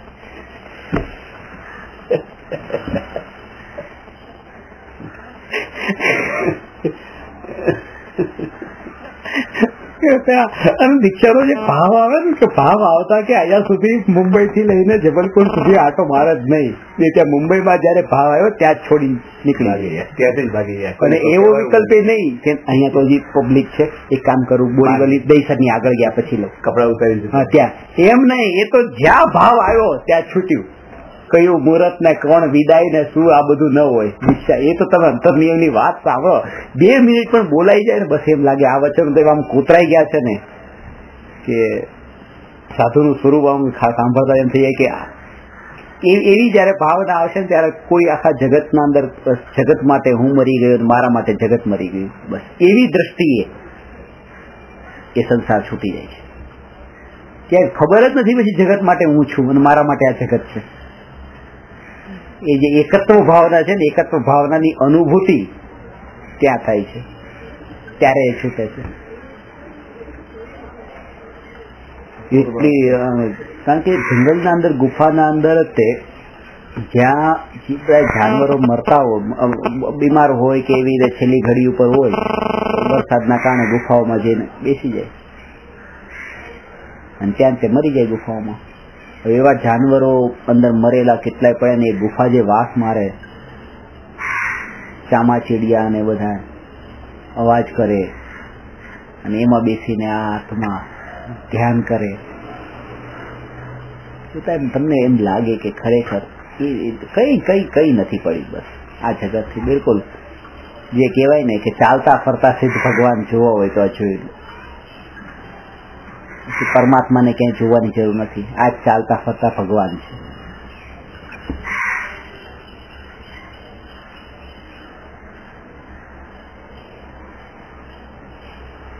એક બીજા ઇન્દોરની બાજુમાં છે, એના 100 વર્ષ પૂરા થયા. ગયા વર્ષે મને કોઈ વાત કરી હતી કે 99 વર્ષ 100 વર્ષમાં 3 મહિના બાકી છે. કે ત્યાં પણ તમે જોજો કે તમે શોધ નથી કરતા એટલે મળતા નથી. અને શોધ તમે જે કરો છો એ જ જેમ કીધું ને હમણાં, તમારા સર્કલમાં એ ગ્રુપની બહાર નથી નીકળવું. બસ તમે આટલે સુધી બહાર નીકળ્યા, તમે કીધું શર્યુબેનનું નામ લીધું એટલે બહાર નીકળ્યા સારું છે. હજી તમે આગળ નીકળો, હજી તમે નીકળો બહાર. ખાલી તમારા પંથમાં તે અટકીને ગચ્છમતમાં નહીં રહી જાય. હમણાં તો શોધ બધી જગ્યાએ. બસ સરસ. કૃપાળુજી આપણે ગ્રસ્ત અવસ્થામાં જતા એ 5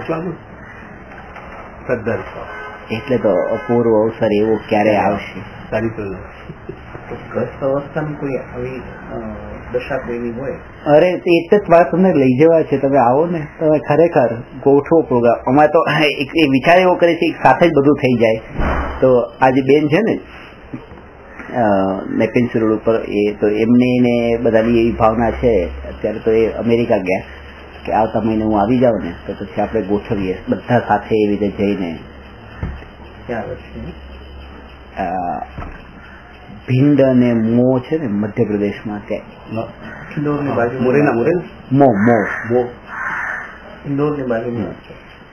તો બહુ ગ્વાલિયરની બાજુમાં.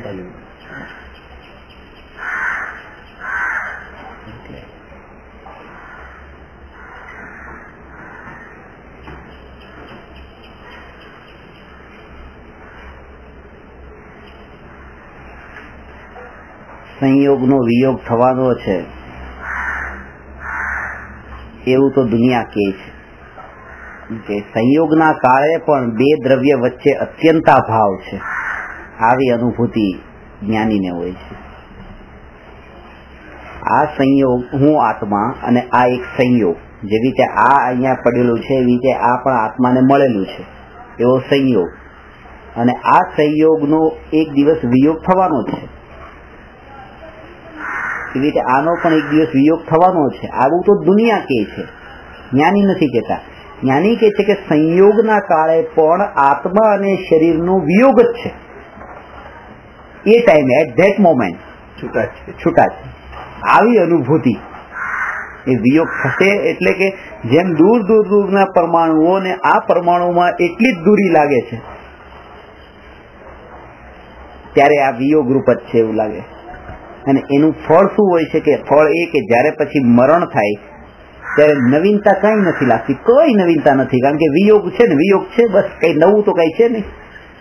તે સંયોગ હતો ને વિયોગ થયો એમાં નવીનતા હોય, પણ આ તો વિયોગ જ છે અને પછી વિયોગ જ છે, એમાં કઈ નવીનતા નથી રહેતી.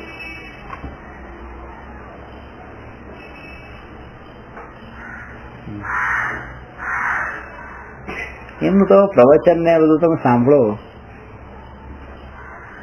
શબ્દો ઉપરથી વાત, અંદરના ભાવ ખબર પડે કે કેટલી અંતરથી સ્પર્શીને એ વાત આવતી હશે આત્માની.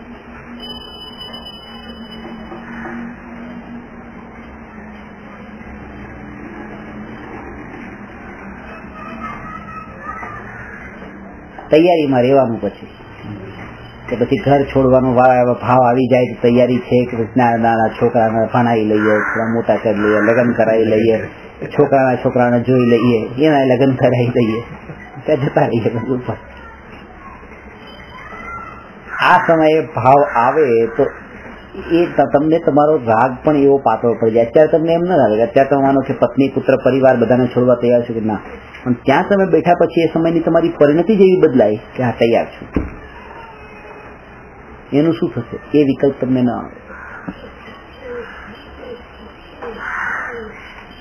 અને પછી બાજુમાં, પછી નજીક નહીં જવાનું, કારણ કે નજીક ક્યાં તો પાછા રહેવા થઈ જશો, પછી તો દૂર જ રહેવાનું, પછી દૂર રહેવાનું. હવે અત્યારે કામ કરી લેવાનું.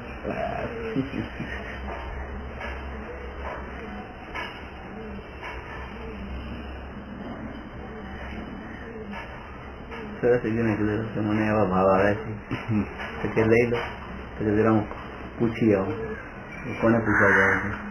એ મનને પૂછવા જાય છે જે મને તને 4 ગતિમાં ભમાડે છે, એની સલાહ લેવા જાય છે.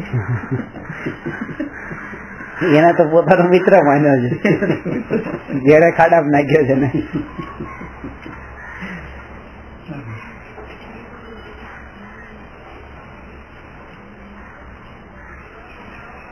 બહુ દૂર પડે એ આખું, એ ભારતનો આ છેડો ને પછી પેલો આપણે બીજો ભારતનો છેડો, એટલે આ ગુરુ મળ્યા તો જવું વારંવાર બહુ દૂર પડે. મહારાષ્ટ્રમાં આટલી બાજુમાં ગુજરાત સુધી પણ હોય તો મને 1 નાઇટ જર્ની હોય તો બહુ સારું. એમ આવા જ ભાવ હોય તો એ તો ગુરુ ના મળે, એ તો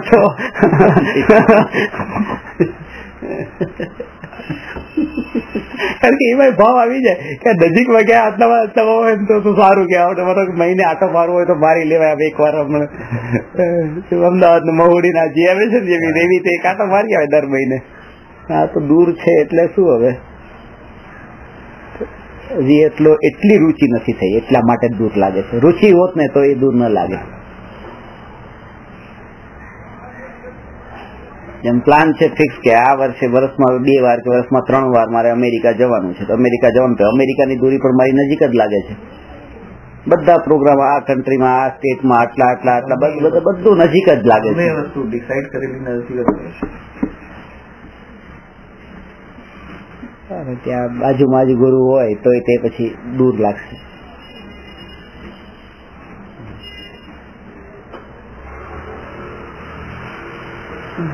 એ ગ્રહસ્થ જે ગુરુની વાત કરું છું, તમે એમનું આચરણ ખાલી એવું નથી કે સમ્યક દ્રષ્ટિ 4થા ગુણસ્થાનમાં હોય એટલે પછી એ તો આચરણમાં ગમે એ રીતે વર્તે, એ ગમે એ રીતે વર્તે છે તો દોષ છે, પણ એ આદર્શપણું નથી આત્માનું. એ જ્ઞાની પણ એવી રીતે યુદ્ધ કરે છે, પણ એ આદર્શ ક્યાં છે? એ ઘટના જે એમની જે ક્રિયા હતી એ આદર્શ ક્રિયા નથી. એટલે તમે સમ્યક દ્રષ્ટિ થવું હોય તો એ દોષવાળી ક્રિયાને દ્રષ્ટિમાં નહીં લેતા. એ તો નબળાઈ છે, નથી થઈ શકતું એટલે કરે છે. પણ તમે તો જયારે સમ્યક દર્શનને પ્રગટ કરવા માટે જયારે તમે એમને જોયા ત્યારે તમે આ ક્રિયાને જ પેલા જોઈ, જે છેલ્લે સુધી જોવાની નથી. પણ અંતર્ભાવમાં તો આપણને ખબર નથી. હા, એટલા માટે ચોથા ગુણસ્થાન વર્તી જીવને નમસ્કાર નથી કર્યા. છઠ્ઠા સાતમા ગુણસ્થાન વાળા સાધુને જ તે નમોકાર મંત્રમાં નમસ્કાર કર્યા છે, જે ચારિત્ર પણ પાળે છે. ખાલી શ્રદ્ધા જેની હોય એમ નહીં, ચારિત્ર પણ હોય. એટલે નમોકાર મંત્રમાં નમો લોએ સર્વ સાહણમ, બસ એની આગળ કઈ નથી કીધું. ચારિત્ર જ પૂજ્ય છે, શ્રદ્ધા જ્ઞાન પૂજ્ય નથી.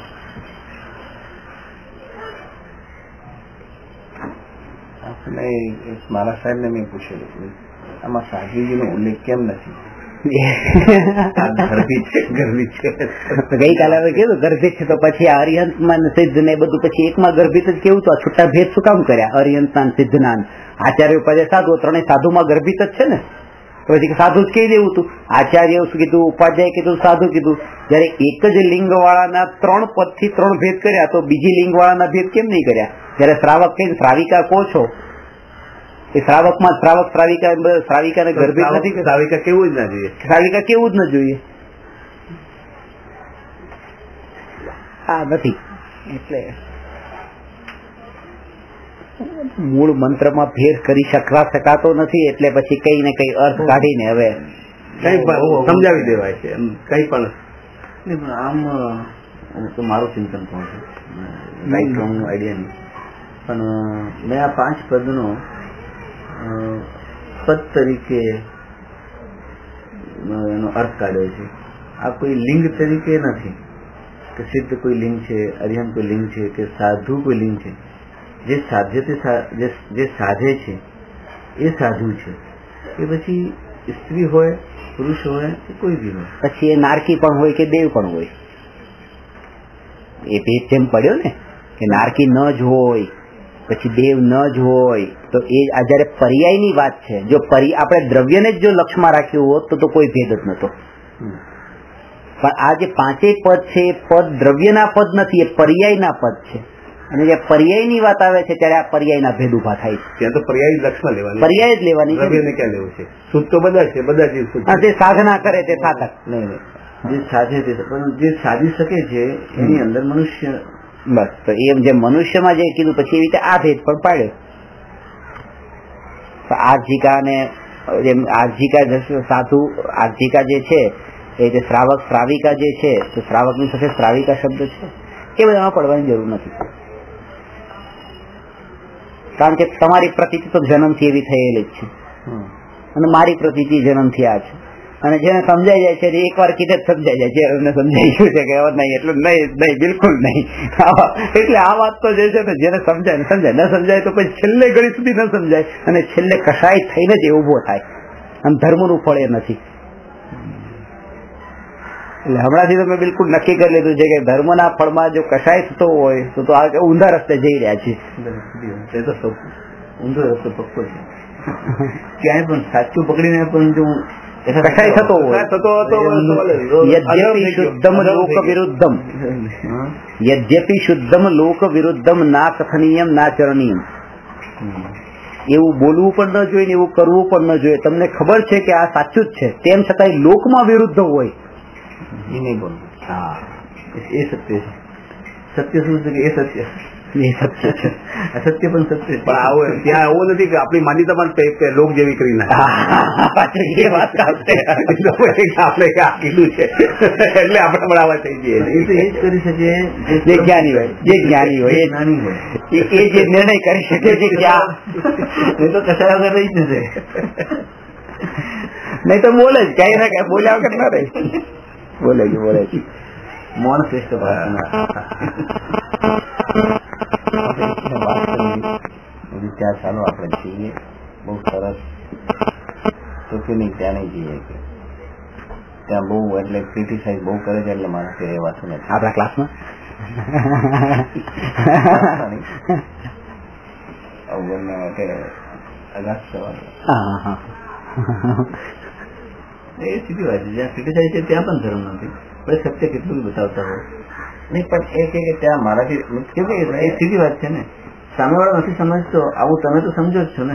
એ એક વાત એ, જો આ ભાઈ સમજે છે ને આ ભાઈને બધી ખબર છે, તો એ ભાઈની સામે તો હું બધા તર્ક ને યુક્તિ આપીને બતાવીશ કે મુસ્લિમમાં આ રીતે આ સિદ્ધાંત વિરુદ્ધ છે, આ બરાબર નથી, એક તો જીવને કાપી નાખવાનો, પાછો એમાં ધર્મ માનવાનો, આ બરાબર નથી. આ સમજી શકે છે એટલે એમની સામે હું આ વાત કહીશ. એ બરાબર છે. ક્યાં કેવું અને કઈ રીતે કેવું, એ બે વસ્તુની ખબર હોવી જોઈએ. મુસ્લિમની સામે આ વાત ન કહું, એની સામે તો એમ જ કહેવાય કે ખરેખર તમે તો આ બહુ કામ સારું કરો કે ભાઈ પાણી પણ નથી પીતા, થૂક પણ અંદર નથી કરતા ઉપવાસમાં, આટલું તો કામ સારું કરો છો. પણ હવે તમે આટલું કરો કે હવે જયારે જે જીવને કષ્ટ પહોંચે છે તો કોઈને કષ્ટ પહોંચાડવાનું એ ન થાય. તમે ખાઓ છો તો ખાવામાં તમારા આહાર ને એ બધામાં ધ્યાન રાખો. તમારામાં એ કીધું છે ને કે વ્યાજ કોઈનું નહીં ખાવાનું, તો પછી તમે વ્યાજ શું કામ ખાવ છો? એટલે આ પાપ તમારામાં કીધેલા છે એ પાપ તો પેલા તમે છોડો. જયારે તમે એ પાપ ને છોડશો ત્યારે તમારી દશા એવી આવી જશે કે મારી વાત ને પછી તમે સાંભળી લો. કસાય ના થાય એ લેવલ પર પછી કસાય બતાવશું તો ડાયરેક્ટ બતાવી દઈએ. એના ધર્મમાં જે કીધું છે બસ એને એ પાળે તો એ સત્ય ધર્મ ને સાંભળવા માટે પાત્ર થઈ ગયો. બીજું બ્લડ ચડાવે એટલે રિએક્શન થઈ ગયું. એ જ બ્લડ ગ્રુપ થઈ ગયું.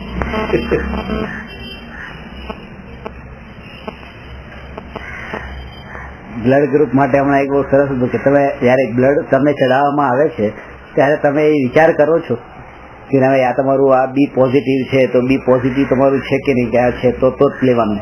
ગ્રુપનો વિચાર કરો છો બ્લડ માટે. તમારા ખાતામાં કે તમારા ગલ્લામાં પૈસા આવે છે ત્યારે તમે કયા ગ્રુપનો પૈસો એવો વિચાર કરો છો કે પાપનો છે, પુણ્ય એટલે કે નીતિનો છે, અનીતિનો છે, ચોરીનો છે, કેવો છે? કોઈ દિવસ નથી કરી આવ્યો છે લઈ ગયો. ત્યારે એ એટલું જ ખતરનાક છે તમારા અંદર મળી ગયો છે ગલ્લામાં આવીને. એ બ્લડની જેવો ખતરનાક છે, એનાથી વધારે ખતરનાક છે. પેલો એક ભવનો સવાલ છે, આ ભવનો સવાલ છે.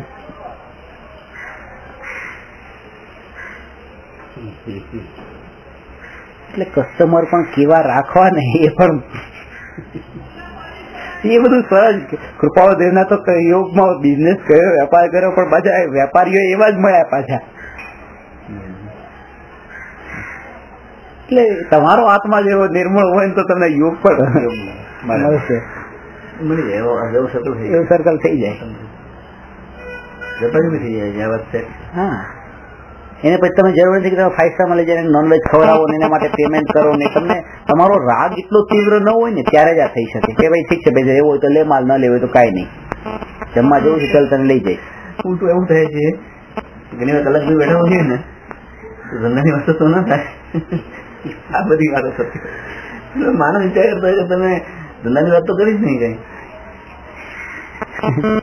જરૂર તો નહીં લાગતું. જીવન જ એવું થઈ જવું જોઈએ ખરેખર, અને બધું થઈ જાય પાછું. આના કારણે ઉલટું તમારી પ્રેસ્ટીજ પણ એવી ઉભી થઈ હોય માર્કેટમાં કે ભાઈ આ જે ધાર્મિક છે, ધર્મી છે, આ જે વસ્તુ આપશે બરાબર જ હશે, એમાં ખોટું નહીં. એના કારણે પણ કામ તમારું ચાલી જાય. એમાં સાચું તમે એનો બેનિફિટ ઉઠાવો એ નહીં પાછું, દેખાઈ જાય. એ દેખાય તો ખ્યાલ આવી જાય. એક વ્યવહાર કરે એટલે ખ્યાલ આવી જાય કે આ બતાવે છે કે આપે છે કે બોલે છે કે કરે છે કે. અને માણસને એક વાર છેતરી શકાય, 2 વાર, પણ વારંવાર તો ન છેતરી શકાય. ધંધા રોજ ના ફરતું હોય કામ, વારે વારે બિલ્ડિંગ થતી હોય એટલે માણસ ખ્યાલ તો આવી જ જાય છે કે આ કેવો છે. છુપાવી નથી ઇન્ટરનલ ને એ આવી જ જાય. અમારે પણ જયપુરમાં જે અભ્યાસ કરવા માટે એડમિશન જે મળે ને એમાં 18 દિવસનો કેમ્પ હોય. છોકરાને 150 વિદ્યાર્થીઓ કેમ્પમાં આવે એડમિશન માટે, એમાંથી 30 સિલેક્ટ થાય. ક્યારેક 150, 200, 250 એવા વિદ્યાર્થી આવે. 18 દિવસમાં એની ખબર પડી જાય કે આનું લક્ષણ કેવા છે. એ છુપા થોડા રે.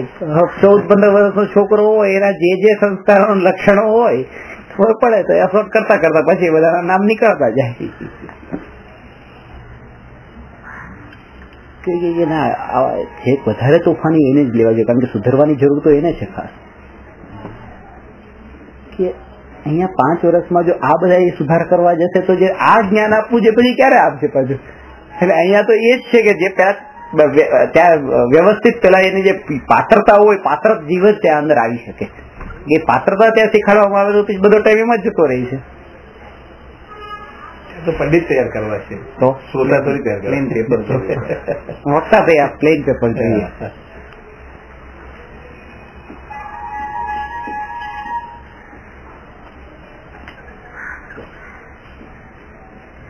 અમુક લોકોને એટલો તત્વનો અભ્યાસ ઊંડો ન હોય પણ જીવનની સરળતા એવી હોય, અપરિગ્રહમાં રહેવાની ભાવના હોય અને એટલું કરકસરથી જીવવાની ભાવના. અમારા ગામમાં એક ભાઈ છે કે એમને સેલ લાવે ને તો સેલ ઘડિયાળમાં નાખ્યો હોય તો એની બાજુમાં ઘડિયાળની બાજુમાં તારીખ લખેલી હોય, આ તારીખે આ સેલ નાખ્યો છે. આ મહિને કે 300 ને એટલે 180 દિવસ જે ચાલવો જોઈએ આ 178 દિવસમાં કેમ પૂરો થઈ ગયો એ વિચારવા પત્નીને કે આ 2 દિવસ ઓછો ચાલ્યો આ વખતે, કે બાકી 180 દિવસ આ સેલ ચાલતો હોય છે. એ તો માસ્ટર હતા પેલા, હવે રિટાયર થઈ ગયા છે. એટલું જ રાખવાનું પોતાની પાસે, બસ બીજી કોઈ જેટલી વસ્તુની જરૂર છે બસ એક ઘડિયાળ રાખવાની, એક જ ઘડિયાળ આખા ઘરમાં. એક રૂમ માંથી બીજા રૂમમાં જવામાં તકલીફ શું થાય છે કે બે ઘડિયાળ 2 રૂમમાં શું કામ રાખવાની છે? અહીંયા જેટલા રૂમ છે બધામાં જોઈએ ને બધાના હાથમાં ને બધાના મોબાઈલમાં પાલન એક નથી થતું. તકલીફ એ છે કે એક ઘડિયાળનું પાલન નથી થતું સામે કોઈ વસ્તુ ટાઈમ ઉપર. એટલે ત્યાં ઘડિયાળની દુકાન હતી, એમાં ટાઈમ લખેલો હતો સવારે 9 વાગે ખોલશે, દરરોજ 9:15 9:30 છોકરો ખોલે દુકાન. ત્યાં દુકાન ઘડિયાળની ખુલે છે 9:15. ત્યાં પાલન નથી થતું એનું ટાઈમ નું. જેના ઘરમાં જવાની છે ત્યાં શું પાલન થતું કે આ ઘડિયાળનું? ધનપતિ માંગે ભીખ, એવું નામ ધનપતિ છે ભીખ માંગતો હોય. લક્ષ્મી છાણા વીણતી, ધનપાલ માંગે ભીખ. હવે કુમાર તો મરી ગયા, આ ધનપાલ શીખ. બધા વિરુદ્ધ છે. લક્ષ્મી છાણા વીણતી. દ્રવ્યાનુયોગમાં આ રીતે વિચાર કરો તો આ આત્માની સ્થિતિ આ જ છે. પોતે તો સુખનો ધામ છે અને ભીખ માંગી રહ્યો છે પૂતગલ સામે કે મને સુખ આપ.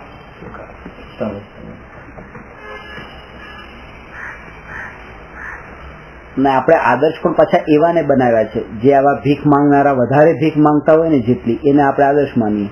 મુકેશ અંબાણી બહુ મારે એના જેવું થયું છે કે જે પોતે આટલી ભીખ માંગી રહ્યો છે સુખના માટે થઈને, તડપી રહ્યો છે, આરોટી રહ્યો છે, આટલા કરોડનું મોટું ઘર બનાવ્યું પણ તોય તે ઊંઘ નથી આવતી પથારીમાં. કેટલો આર્ટિકલ આવ્યો તો આમ આરોટે છે, આમથી આમ શું કરે? એને સુખી માન્યો પાછું. પણ આ તો આત્મા તો સિવાય તો આવી જ ન શકે ને. આટલી દ્રઢતા હોય એને એમ ના હોય કે ચલો ઠીક છે આત્માથી પણ સુખ મળી શકે, અને બીજું ક્યાંક કોઈ સારું કામ, દયાદાનનું કામ પણ કરશે તો એના આત્માને શાંતિ મળશે. આવો ભાવ રાખે તો ખોટું. ત્યાં એને એટલો નિર્ણય હોય કે આત્મા સિવાય બીજે ક્યાંય સુખ નહીં મળે. બસ ગુનો ના રાગી હોય. બસ એને પછી વ્યક્તિ સાથે કોઈ મતલબ નહીં.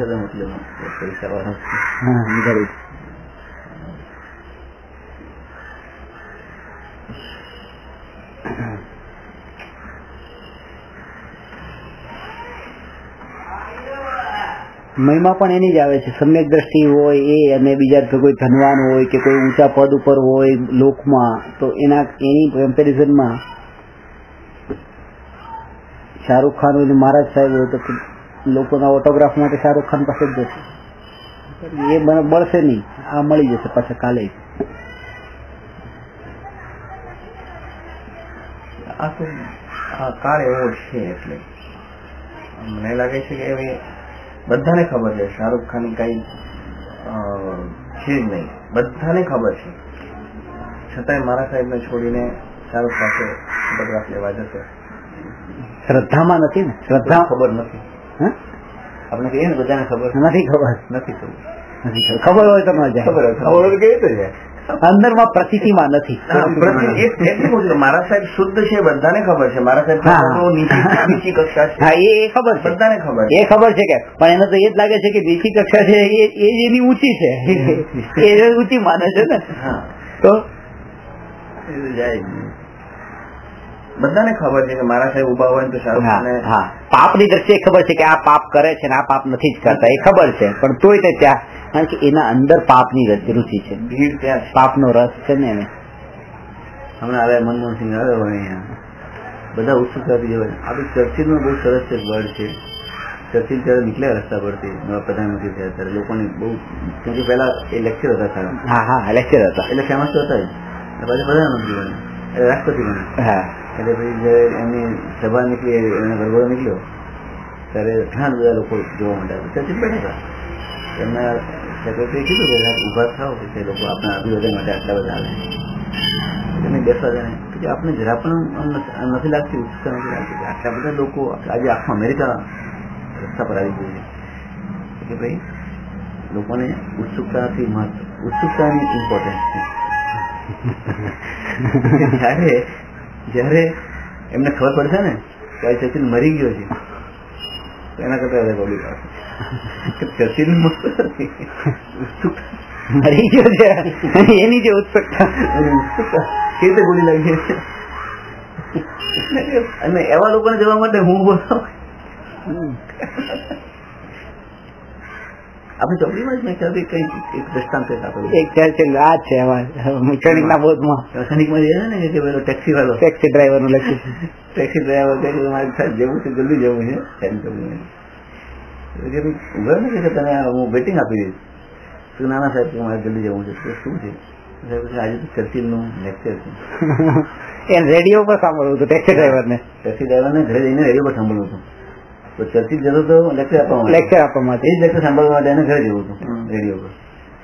એને કીધું કે એને ખબર નથી આ ચર્ચિલ છે એટલે કે તું વેટ કર કે મારી લેક્ચર આપવા માટે જવું છે ને કલાક લાગશે તો ઉભો રહે. સાહેબ મારે મોડું થાય છે કે તું તને હું વેટિંગ આપી દઈશ. તો કે નાના સાહેબ કે આજે તમને ખબર નથી કે આજે તો ચર્ચિલનું લેક્ચર હું કેમ કહીને છોડી શકું નહીં. ચર્ચિલ ખુશ કેવો મારો ટેક્સી ડ્રાઈવર પણ મારો ફેન છે. એક મોટી નોટ આપી જેને એક્સપેક્ટેશન કરતા વધારે હતી આપી. પછી હવે ખુશ થઈ ગયો. સાહેબ કે તમે કેટલા ભલા માણસ છો, આવા ભલા માણસ મળતા હોય તો ચસી ગયો.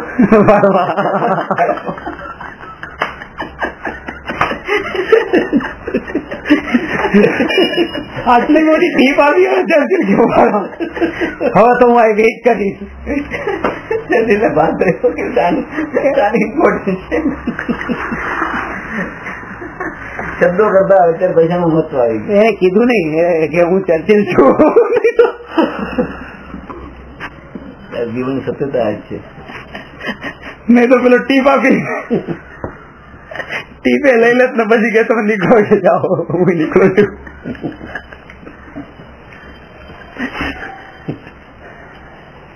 આ બધું સમજાઈ જાય પછી સંસારની નવીનતા ના લાગે. દુનિયા આવી કેમ છે, પ્રસંગમાં નવીનતા ના લાગે કે આવું કેમ કરે છે.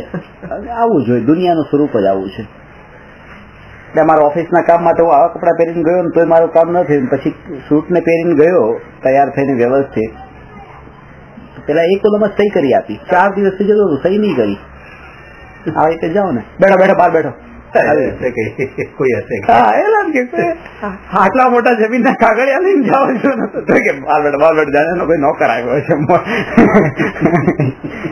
હજી તો 4 દિવસ પછી ખાલી વિચાર આવ્યો કે લાવો તો દુનિયાની દ્રષ્ટિ બાહ્ય દ્રષ્ટિ છે, એટલે બાહ્ય દ્રષ્ટિ વાળા માટે તમે એ જગ્યાએ જાઓ છો ને તો એવા તૈયાર થઈને જાઓ. આવો સાહેબ બેઠો બેઠો, એને ખબર નહીં આ એ જ છે કે બોલો ક્યાં કામ હે, તો સિગ્નેચર બાકી. અચ્છા બોલો કર દેતા. એવું છે. અને આવા દુનિયામાં રહેવું એટલે અજ્ઞાની થવું જોઈએ. અજ્ઞાની બહારથી એટલી તો ચારિત્રનું ઇમ્પોર્ટન્સ આપ્યું છે. જ્યાં તમે જ્યાં જો ત્યાં તમે દુનિયા તમને આ દ્રષ્ટિથી જ જોશે. આવું હોવું જ જોઈએ. આવું ઓફિસમાં તમે પછી એ જ જોશે, તમારા લોકમાં પણ તમને આ રીતે જ જોવા માંગે છે દુનિયા.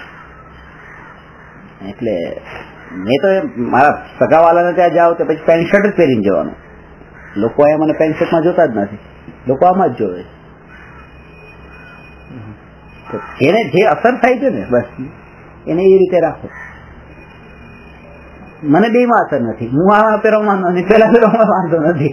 બસ બે જગ્યાએ કામ થવું જોઈએ, ત્યાં સહી થવી જોઈએ, એ તમારે કરતા થવી જોઈએ.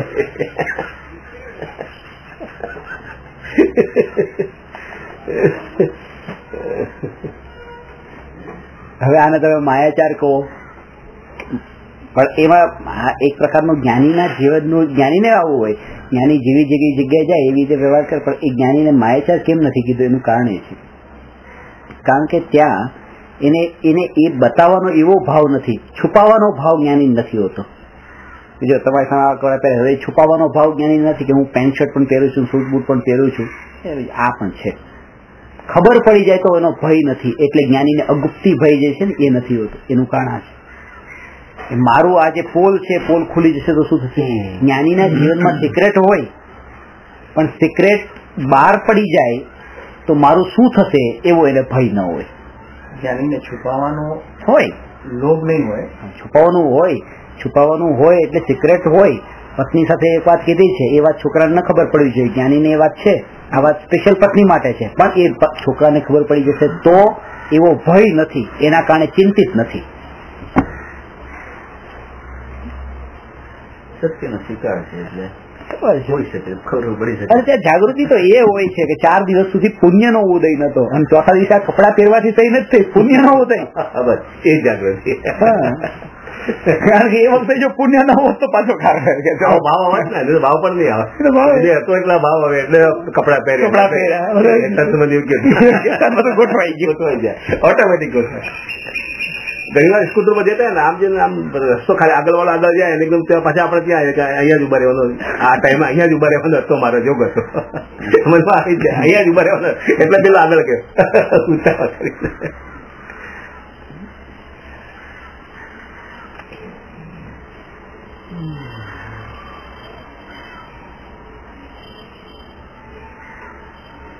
એટલે ઉદય અનુસારે પેલા અહીંથી મારે દુરંતો ટ્રેન પકડતો ને 10 વાગે ગુજરાત મેલ પણ એક ભાઈ પકડે, અમારું લેક્ચર એક સાથે પડે, એને ઉતાવળ કે મારી ટ્રેન વહેલા છે, હું જલ્દી જાઉં.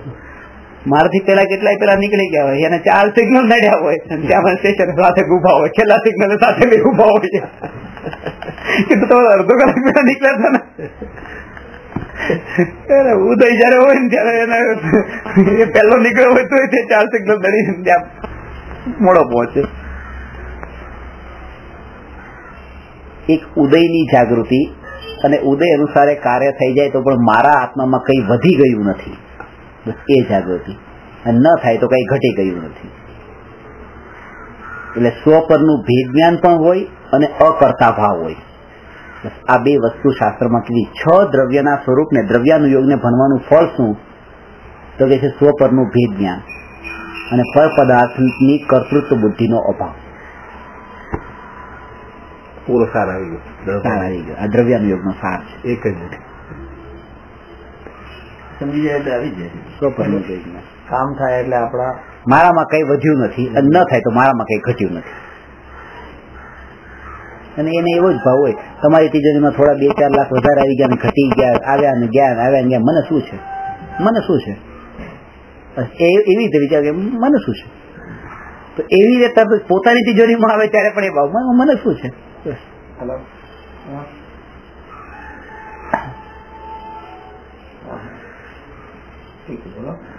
એક વખત મોક્ષ થયા પછી ફરી સંસાર દશાને ઈચ્છતા નથી.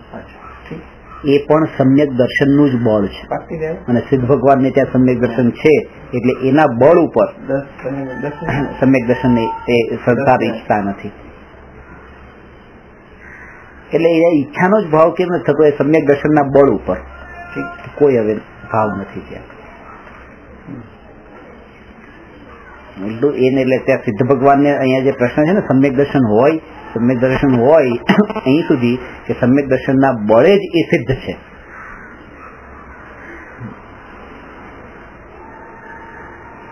સમ્યક દર્શનની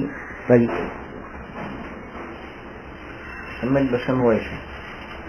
સમ્યક દર્શનના બળે જ એ સિદ્ધ છે. એમ સમ્યક દર્શન તો છે પણ સમ્યક દર્શનનું જ બળ છે. એટલે એમ નથી ખાલી પડ્યું હોય બસ એ પડે એમ નહીં, એનું એટલું ઇમ્પોર્ટન્સ ત્યાં પણ છે.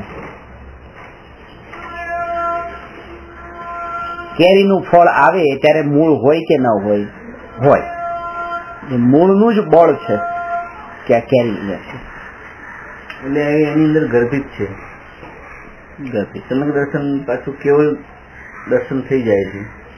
ના, એ તો કેવળ દર્શન તો એ દર્શન ગુણની પર્યાય છે, શ્રદ્ધા ગુણની નહીં.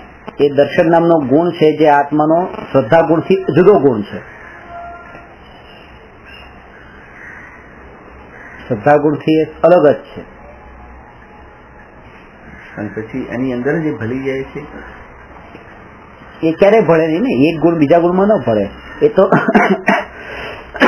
કેવળ દર્શન રૂપે કોણ થાય છે? જે ચક્ષુ દર્શન અચક્ષુ દર્શન જે અત્યારે આપણે છે એ કેવળ દર્શન થઈ જાય છે.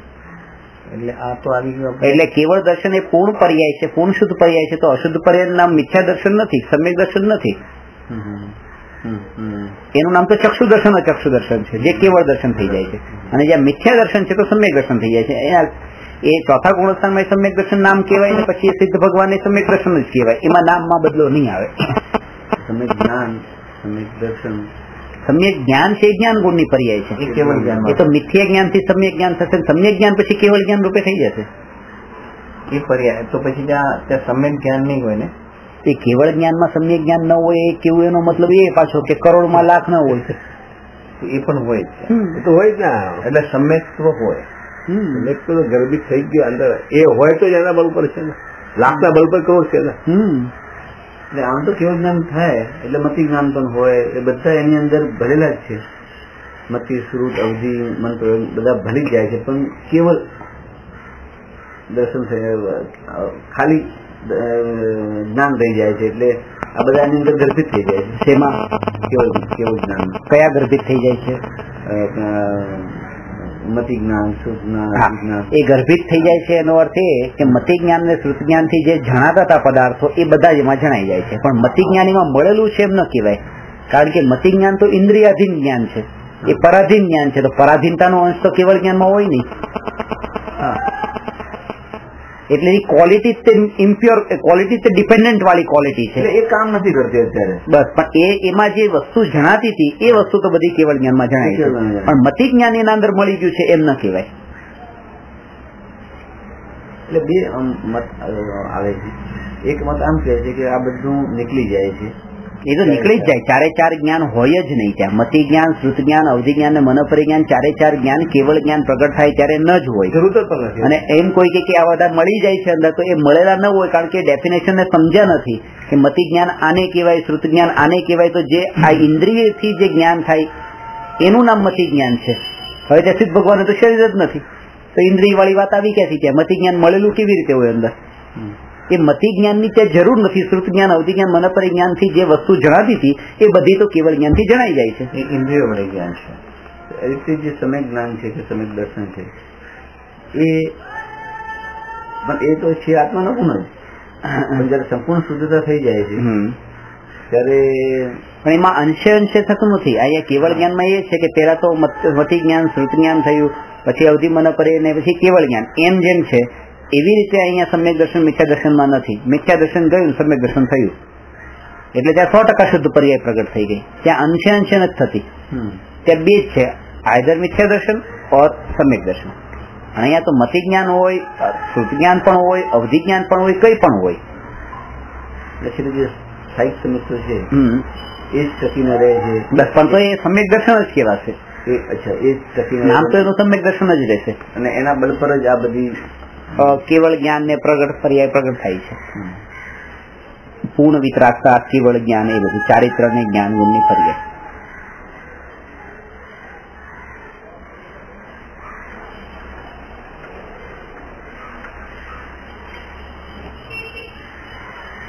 એટલે સમ્યક દ્રષ્ટિ તે ભગવાન સમ્યક દ્રષ્ટિ હોય છે.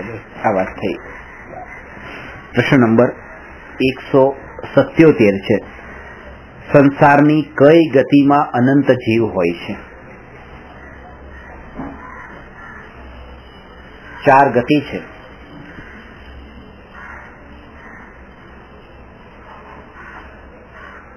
ચારેય ગતિમાં અનંત જીવ નથી. અનંત જીવ 2 જગ્યાએ છે. એક સિદ્ધ ભગવાન અનંત છે અને નિગુઢના જીવ અનંત છે. બાકી બધામાં તો અસંખ્યાત છે.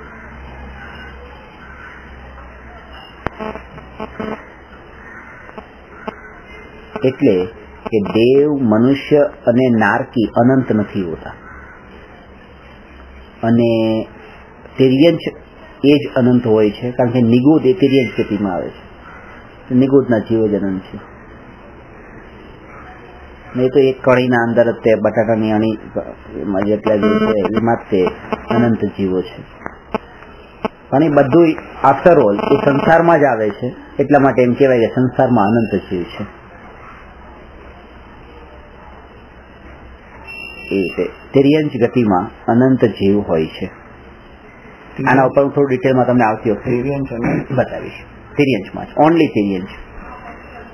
સિદ્ધ કરતા વધારે છે. સિદ્ધ કરતા તો અનંત ગણા વધારે નિગુઢના જીવ. આજ સુધી જેટલા સિદ્ધ થયા એનાથી અનંત ગુણા તો એ કણીના અંતર છે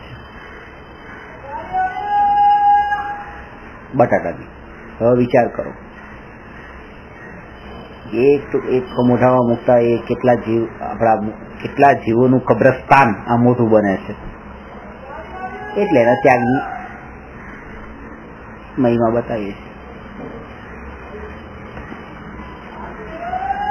નમો હરહંતાણમ નમો સિદ્ધાણમ નમો આયરિયાણમ નમો ઉપજ્જાયાણમ નમો લોયે સવસાહુ